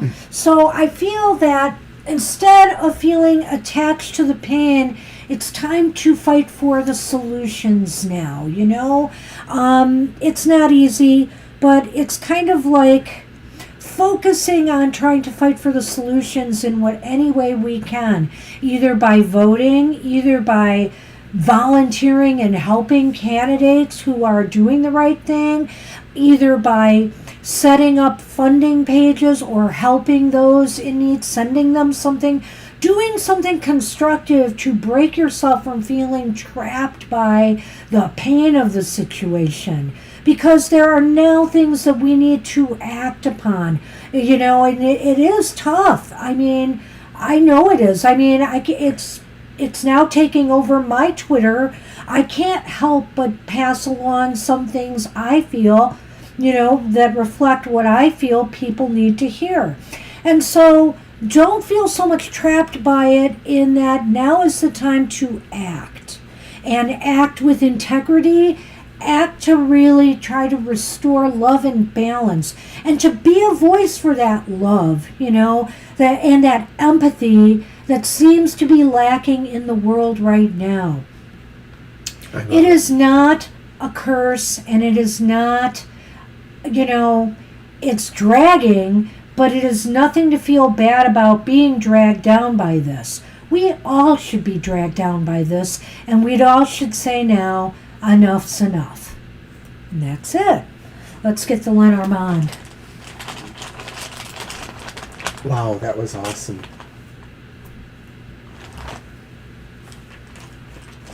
I have a lot of emotion too. I do about this. The house. Violet, this is really going to hit you too. I know it is, because you have a child, you have a daughter, and even though, you may homeschool or whatever, there is a real sense here of an end to security, an end to comfort, an end to life as we know it. This is really why it is so impactful on you. So now the focus is on, also you need to focus on how to make yourself deal with the new realities that we face, and because our sense of stability and security has been shattered. In looking at that and realizing that your guides are saying we can't really pull the punches here, things are irrevocably changed whether all of society is on the same page with it or not. And so I look at the Four of Pentacles maybe in a little bit of a different light, because it is the card in the middle between two sixes. The 15 is a 6, this is a 6, so their energies are interestingly similar. But that Four of Pentacles in the middle, maybe it could be talking about clinging to things, but could also be talking about maintaining a stability, maintaining what can still be maintained. Four cards have a strong sense of foundation, because there are four corners to most buildings, and that's what you build there. So this is really impacting the idea that we have to try to be secure and try to hold on to foundations as we can for this reason. And what's sad about this card too, this combination, what really is driven and hit home for me is the fact that this shattered so many people's lives and homes, their families, their children. It was like last week when you kept pulling the coffin and the little child. See, there's the one. coffin card again. She pulled it 3 or 4 times. Oh, no, more than that. I can't even tell you, because before we went to the event, I pulled it the Friday before too at home. And I was really worried about my son, who says, well, we're going to be heading out late tonight, or whatever it was, or tomorrow morning. And I was really nervous. I'm like, I hope this isn't about him. But all those coffins I pulled just made so much sense. And so to see it here again, I can't help but think this also talks about the lives that were lost, the families that are broken, the security that is gone. And I'm sorry I'm ending this live stream on such a down note, but I mean, this is a very profound reading for you, and especially at the ending of a long show like this. I'm pulling the bottom card. Uh-oh. He's just got to do it. I shouldn't have. I know. See, there he goes. Well, there's no way. Sometimes we just have to make it through a situation. The Five of Swords here again, I feel, is a call for, look at this event. This whole thing was ugly, hands down. And people with integrity, we feel challenged by it. We clearly have to work through it, because we are good people. and I'm not saying that all gun owners are bad people, anything like that. But the people who shoot up 1 million people, the people who are, that they are good people. And so we are up against that. And we have to find a way to fight back. Five of Swords is traditionally about strife, and it really does look like a warscape kind of thing. Just not good. This may be a spirit saying we have to work to not give in to that. We have to keep working to not let that happen. Yeah. Ooh, deepy deep. Sorry. we just got to make it through. I mean, obviously, like with all grieving, we will endure. We are the ones, though, that need to carry on the legacy, and we are the people that can make change happen. And, when we start thinking it's hopeless, that's when we have a problem. And it probably is. Law of attraction, let's not forget that. Right, and we were talking about that earlier today, that, we have to lose whatever those mentalities are that only attract the lack to us, that we are already verbalizing, affirming in your life. Don't affirm lack in your life. Hey, we're done. We're done. 5:02. Wow. That was pretty deep ending here. I want to thank everybody for their questions today. Thanks for participating in the contest. Thanks for participating in the contest. Congratulations to Violet Lotus. She earned it. She definitely earned it. And now she has physical proof of being part of the TFT family. Yay! All right. Hey, everybody. Thanks for joining us. We appreciate you, and we had some overtime. You betcha, Angel. We will see you next time. Take care. Take care of yourselves, and be safe out there in this crazy world. Have a good one. Bye-bye. Bye.